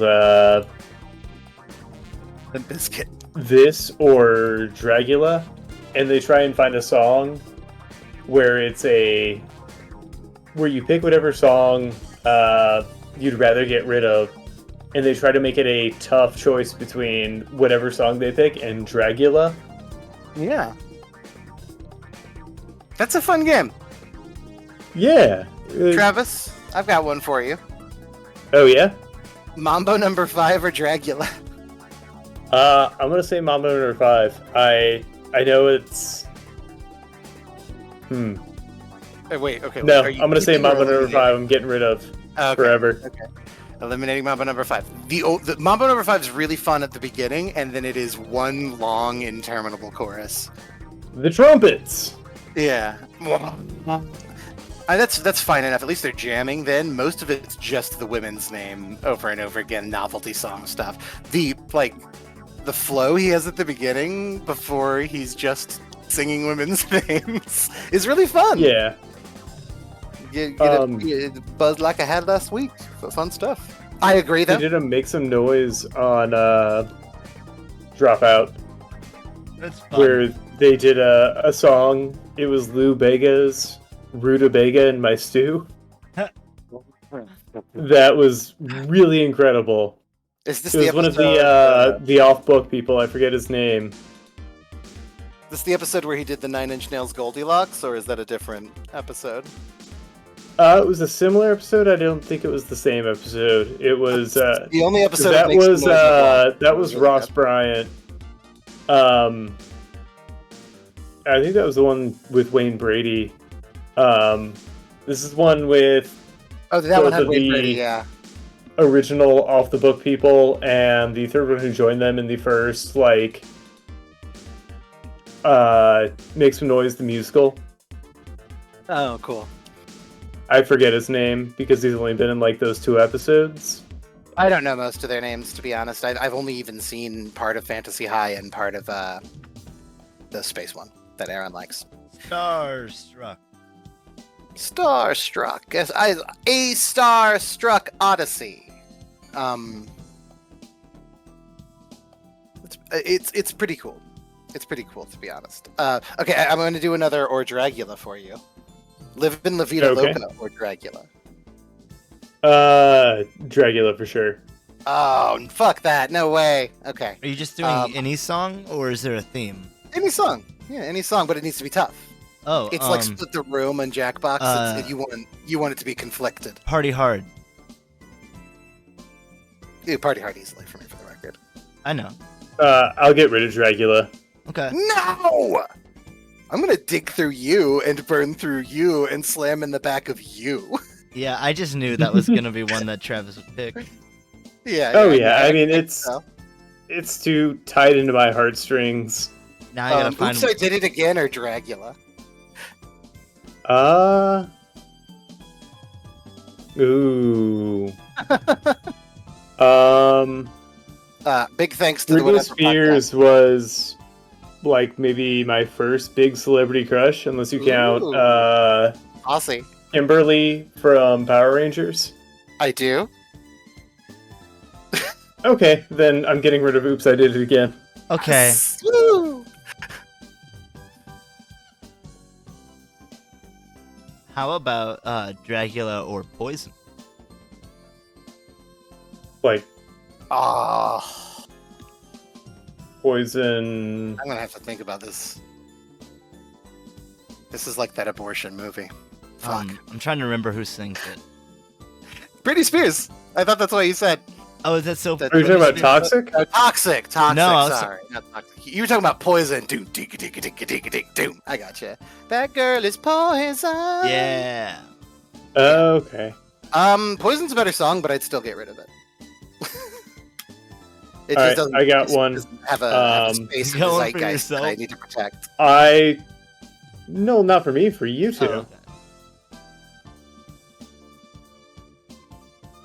I'm listening. Sorry, I'm struggling with Clip Studio right now. No Scrubs by TLC or Dragula? Ah. Fuck. I'm gonna have to kill no scrubs, marry Dracula. Ooh. And as always, I'm gonna fuck myself. I think we're split on that. Oh, really? Yep. Fair enough. Fair enough, I suppose. That sucks. Thanks, podcast, for coming up with that game. That's sick. Yeah. Matt F. Bosler, the real sheriff of this show. That's true. He doesn't come around anymore. Maddie, I wonder why. Banana fan of foe. I think. Well, you know. I think Dakota did something he couldn't talk about to skip town. Wait, Dakota's 3 people now? Wazahi. There's Joe, there's Wazahi, They're all skipping and now town. there's this other guy skipping town that's also Dakota? No. He did. I can't say what he may or may not have done, but the sheriff hasn't been around for a long time. Okay, that includes out here in outer space. Well, no. I guess. I mean, I'm Out here in space, no one can hear you make laws. But are they How still? about make What? laws? You got any you want to put in? Yeah. I'm gonna call it the bye or Dracula law, and it will be give me money every time someone buys something that a pig has seen.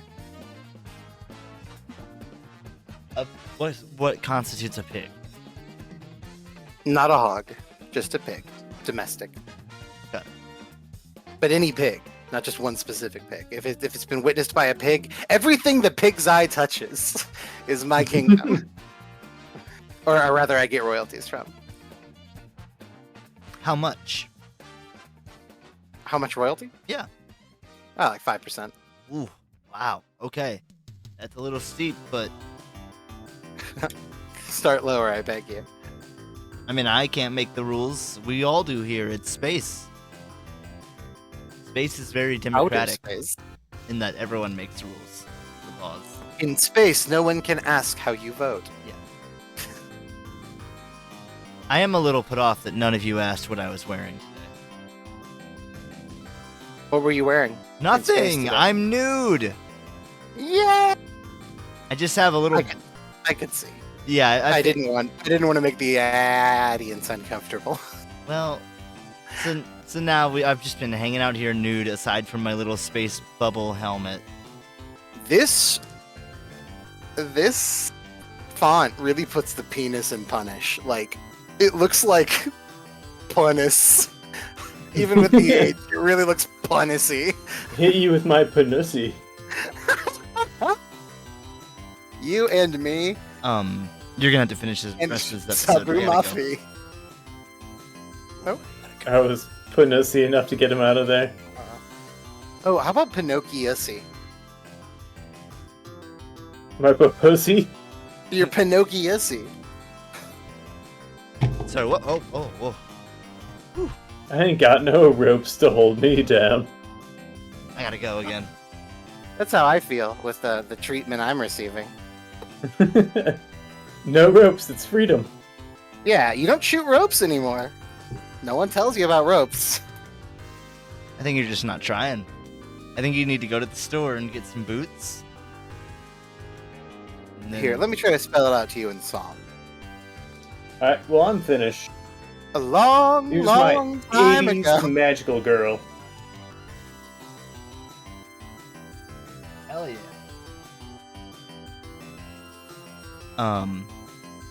Does she have a name? Or is it 80s?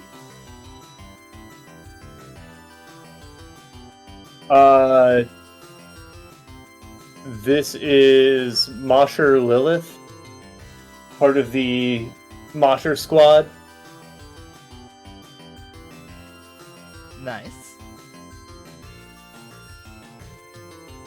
I have something to say apropos of nothing. Go ahead. Life, liberty, and this pursuit of happiness. It's Thank you. what the forefathers thought. Thank you. The before they were cruelly circumcised. All right. I'm done. Are you trying to get like points for that? Me or No. Tasha? I'm talking about the forefathers. I didn't get. Well, I don't. Shut up. Travis. Yeah. I can't see the scores because of our beautiful drawing of is their name. You did that. You control this. Well, Um. that wasn't what I was getting at. I was just saying that I'm gonna give you some points, and I don't know where it makes you land. All right. Let me give you a full 10k here. You're gonna get 28. Yeah. Oh, Yeah. No way. That's so many points. So many points. Did you do you have anything you'd like to present, Clown? No. Well, there we go, Travis. You're up there on the board somewhere. Ooh. Put me up in the stars, just like Somewhere like Hercules. you're about there. I love your pin the tail on the donkey approach here. This is nice. Maybe a Can you drag mine up there and just erase his bottom one? He's got the whole board. No, that's not true. He's got the whole Tomato board. has a score on there. It's going under. I'm sorry. It's not working. Fuck me. Yeah. All right, but it has to stay there forever and ever and ever. Let's see. Oh wait, you mean under the whole board? Yeah, sure. Yeah. Yeah. All right. Thank you, Big C, and thank you, Carly, for Thank you, coming out. Thank you, Carly Ray. Thank you, Clown, for joining us. We Clown. appreciate you immensely. The only people that are not staff at the building that runs 10 Paces out here in outer space, everyone that is not staff that showed up to this stream and chatted has a C at the beginning of their name. We all form Big C together. I like to call it 10 spaces. Good night, everybody. Big C, Oh! it's showtime.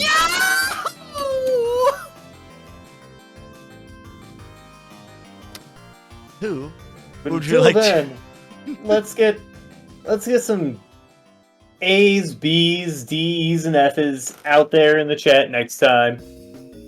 We'll see ya. We'll see you tomorrow. We'll see you Thursday. And we'll see you next time here on 10 Paces. Happy trails. Happy trails.